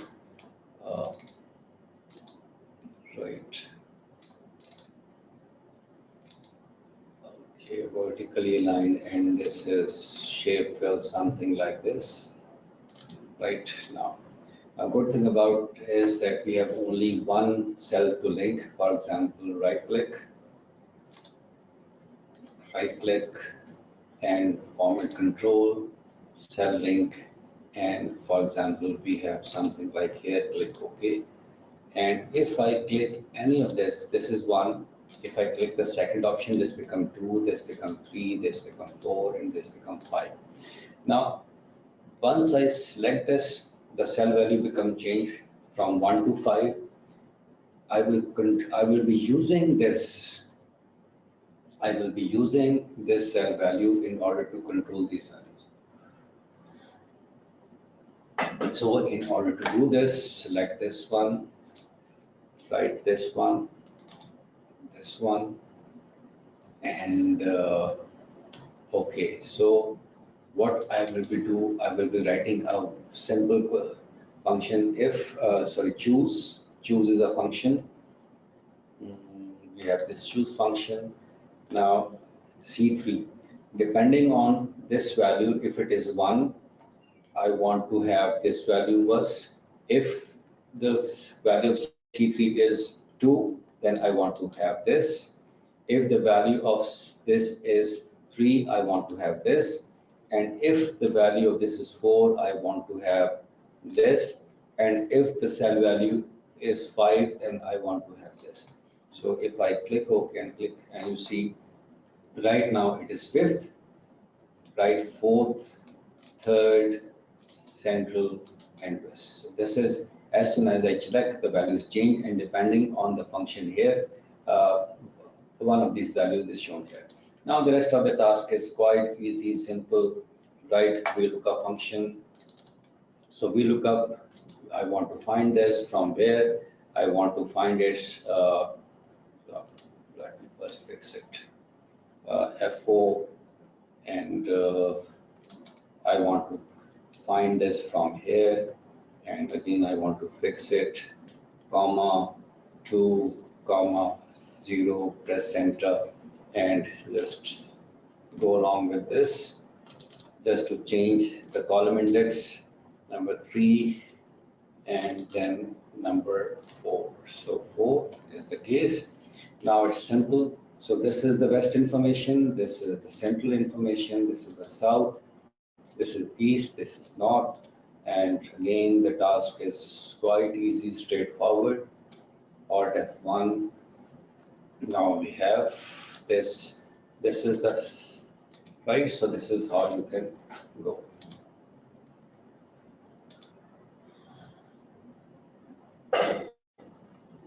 Right. So this is okay. These are the two different control, a form control.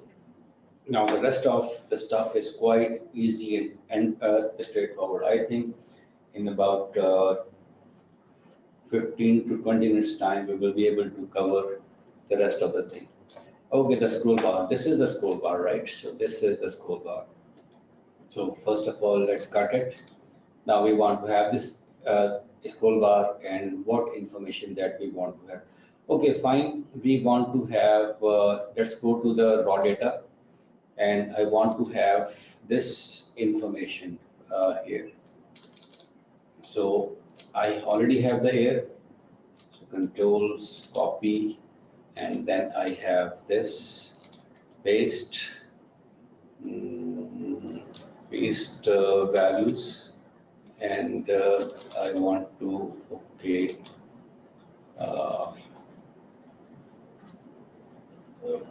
Control Z, I want to have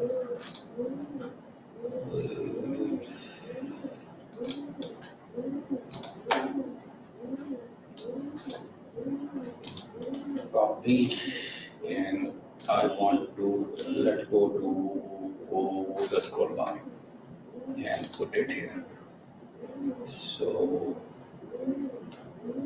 paste as value, and then remove duplicates. We have remove duplicates, click OK, and clicks OK, and then what we have.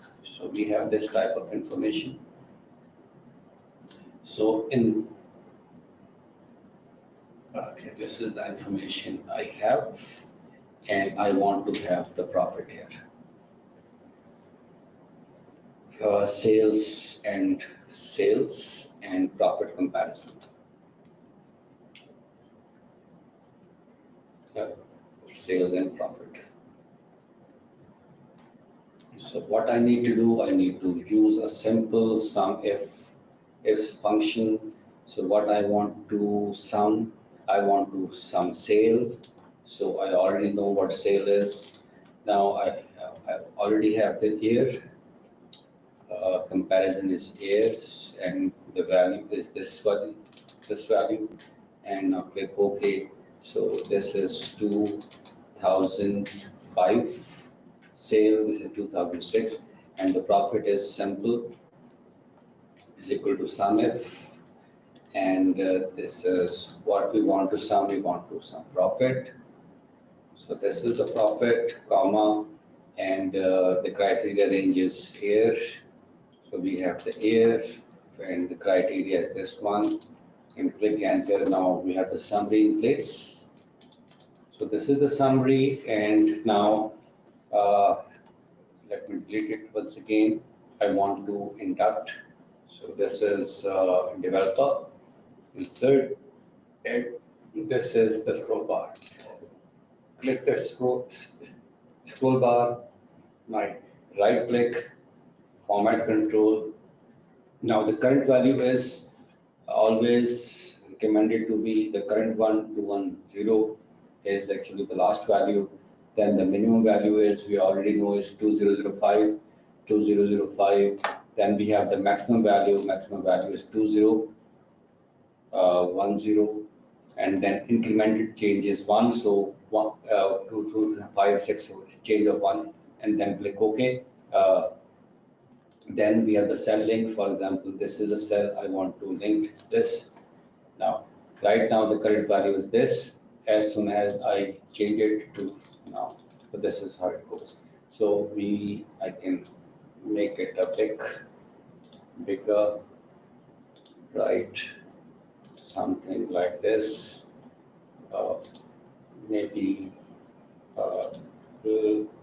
dark green, and now. So as soon as I change it, this value will be changed.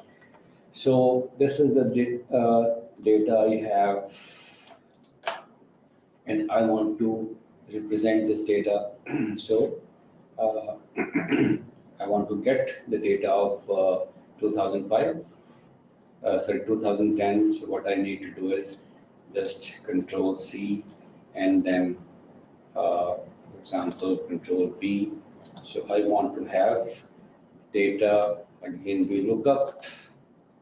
So you know what lookup, what is the importance of lookup. This is the data that we want to fetch. F4, 2, 0, and you have this value, not here, we want to have here. So I don't need it anymore because I have put something here, and just to copy, and we have pasted. Only thing is that this is column number 3.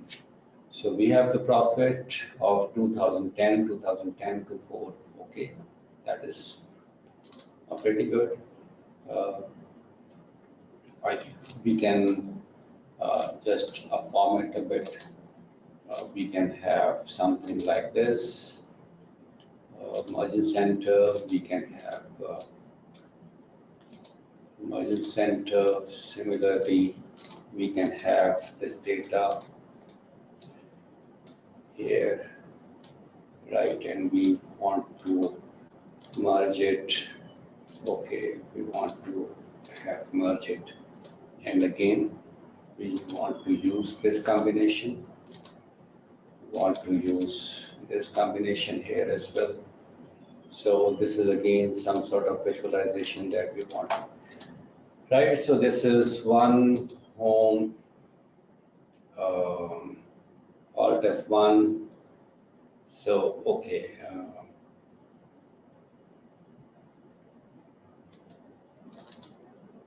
Okay. Now, this time I'm not going to make a chart.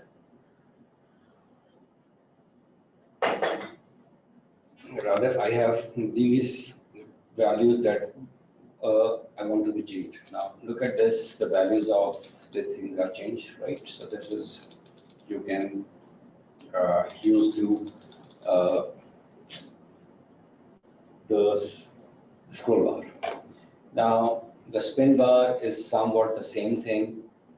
What I'm doing is I'm copying it. Okay, instead of move or copy, create a copy,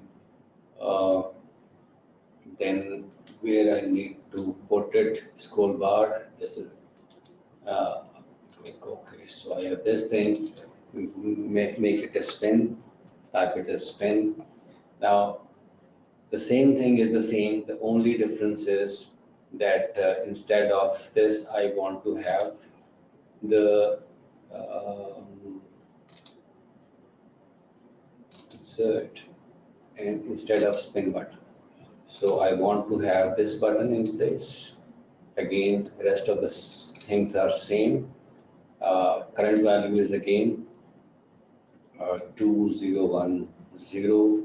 Minimum value is 205, 2005, and the maximum value is 2010, and the cell link is the same. This is the same. Click OK and click OK. Now, instead of scroll bar, now you have this button, right? So very, very simple, very, very straightforward.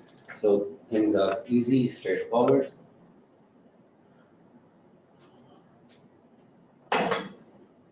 And now we have the spin button and we have the combo.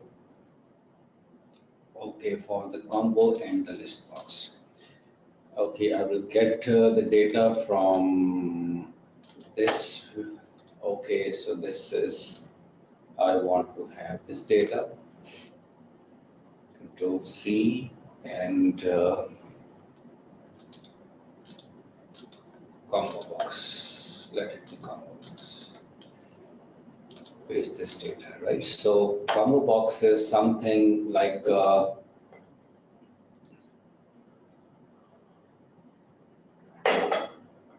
it's just like a drop down. So developer, insert, and this is the combo box. Click this one, right? Something like this.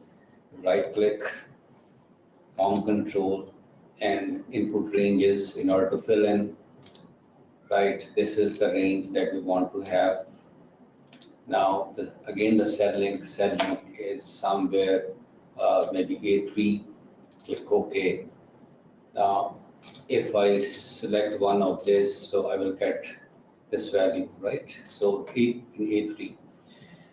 So what you need to do is again Control C, then Control V. Then you need to use the choose function. Choose. So this is the choose. Depending on this value, right? What I want to have this, comma, this, comma, this, comma, this, comma, this, right? So if I select this, so I will get this, right? So this is quite simple. And again, is equal to V lookup. What you want to find? You want to find this. Make it fixed, comma, from this range. Again, fix it. Comma 2, comma 0, and the rest of the thing quite easy. So I have this thing. Again, change the range. 3 and this become 4. This become 4, and now thing is quite simple and straightforward.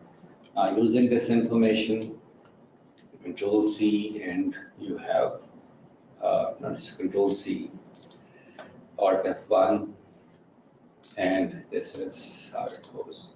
So, right, so simple and straightforward. The last thing is list box. Very quickly, again, I'm copying this, move, create a copy, and move after the combo box. Combo box, click OK. And now, instead of this, I'm doing the same thing, but using the list box. So this is the list box, click OK, and I should have the rest of the thing is the same. Format control, then input range is this one, right? And your cell link is again this one, and now this will be filled. So this is, now you need to select from this one, this one, this one, this one, this one.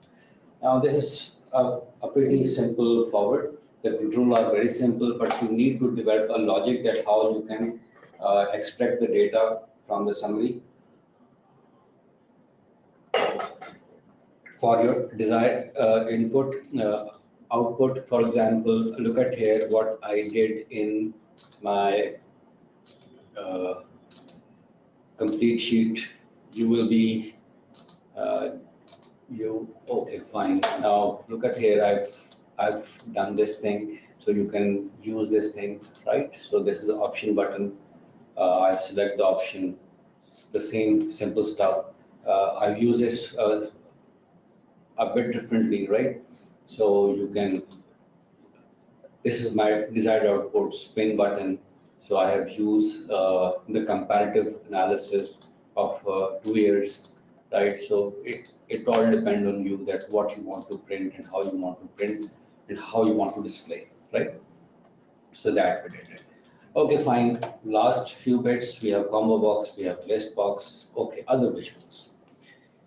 Now, as far as the other visuals are concerned, now this sheet is, we will not be using the charts, rather we will be using certain different visuals techniques in order to present our data graphically. So, for example, I have this data, right? And this is the sale. We have the minus sale. Maybe I've used the rand between function minus 250 to 200. So that's the sale is minus, or maybe we have returned the sales and something like this. So what I want to do is I want to show the trends of the sale, right, on this cell only. So Sparkline actually some sort of a visual that represent the trends of a particular range in one cell. So what we can do is, so it's very, very simple. So you go to the insert tab and you should see the Sparkline. So I want to have the line, right? So my data range is this one. So this is my data range, right? And I want to, whatever trend this range has, I want to show it through a line on this cell. So I want to have selected this cell, so click OK, and you should get the line here. So similarly, you can have this thing, insert line, the data range is this one, and the output is this range. Okay, that's okay. Location reference is not valid. Okay, so I know why it is invalid. Now it become valid. Okay, now you have this thing. You can have this thing as well for the column, right? You want to have a column. This is, and the source is this thing. Click OK, and we have something is and something is minus in between. Okay, you can represent, you can, I think, copy, and you can have the paste as well. So as soon I just copy paste, you can do this when loss for this range sale. Insert, you have the when loss, you have this data range, and you have this location range. Click OK and click OK, and you see something like this. So if I change by pressing F9, I change, the trend is changed, right? So very, very simple stuff. Similarly, we have this data source. So let it be, say, in between 50 to 100. So 50 to 100. So I want to have some sort of bar chart built in into the cells containing the values.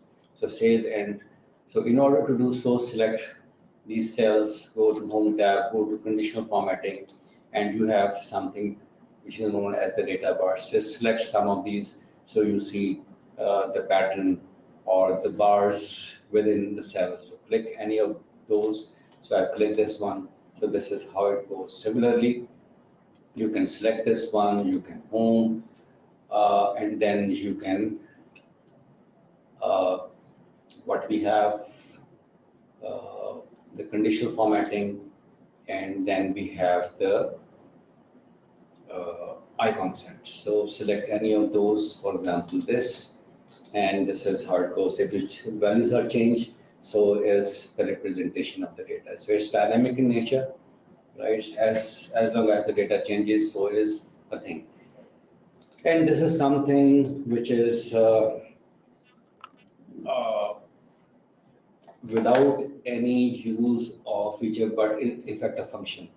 So I want to replicate this value. I want to use these values and make a something, a bar chart, something like this. So I will be using one simple function which is known as the rept function. Maybe I have discussed this in my previous webinar, maybe when I discuss maybe the text functions.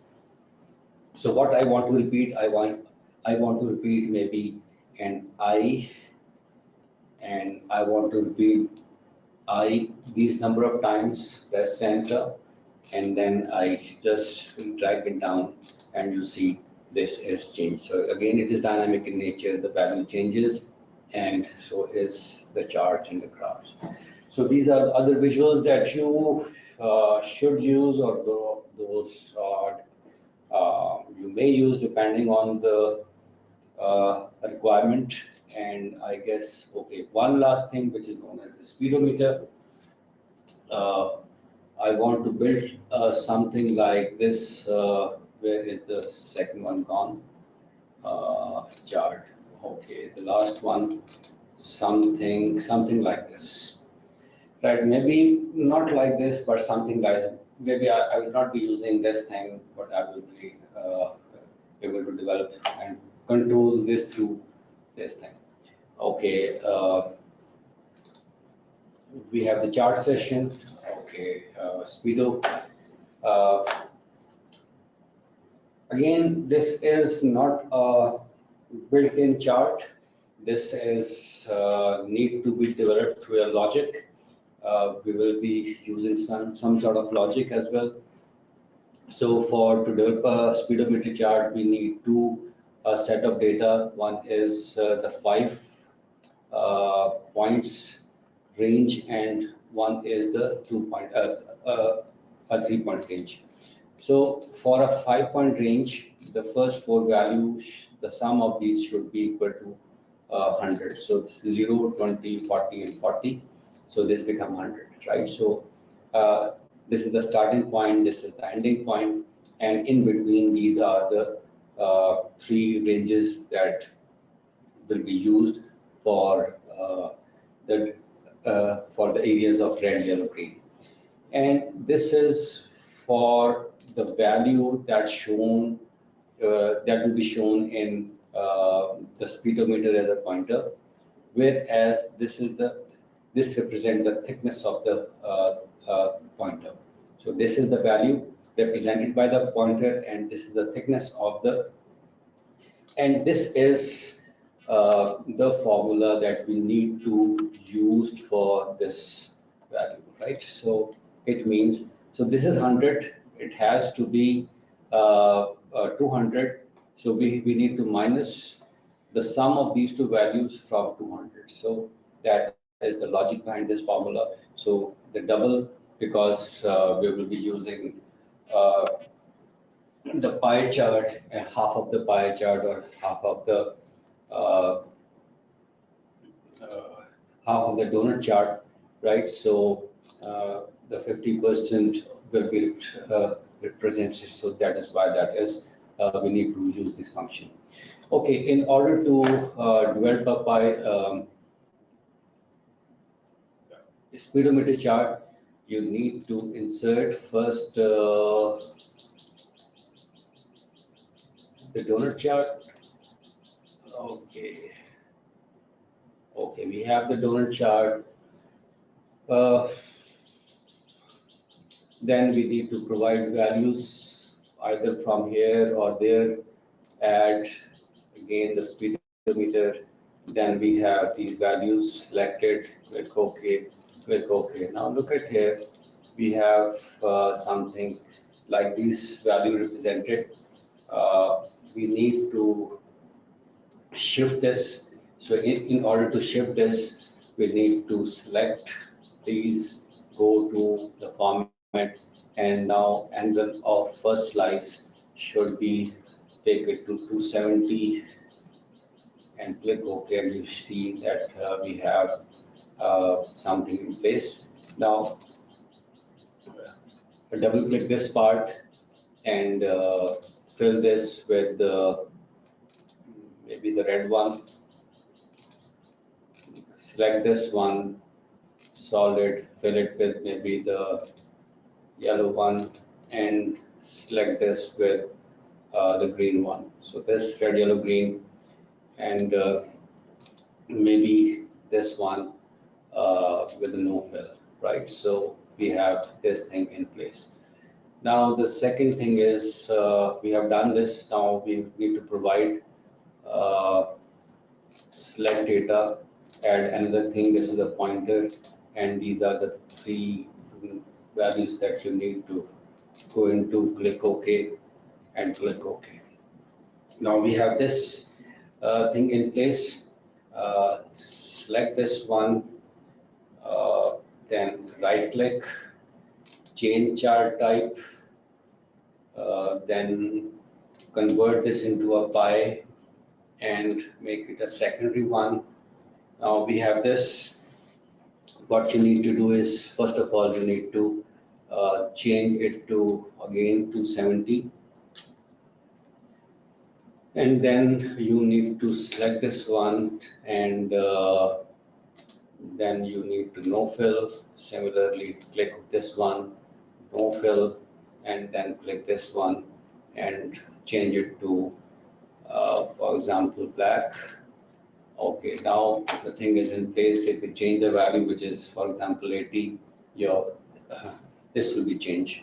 So in order to have something which represent, okay, first of all, we need to build the spin button. We have the developer, we have insert, the spin. So this is the spin button, and we already know that how we can control this. We want to have the maximum value is equal to 100.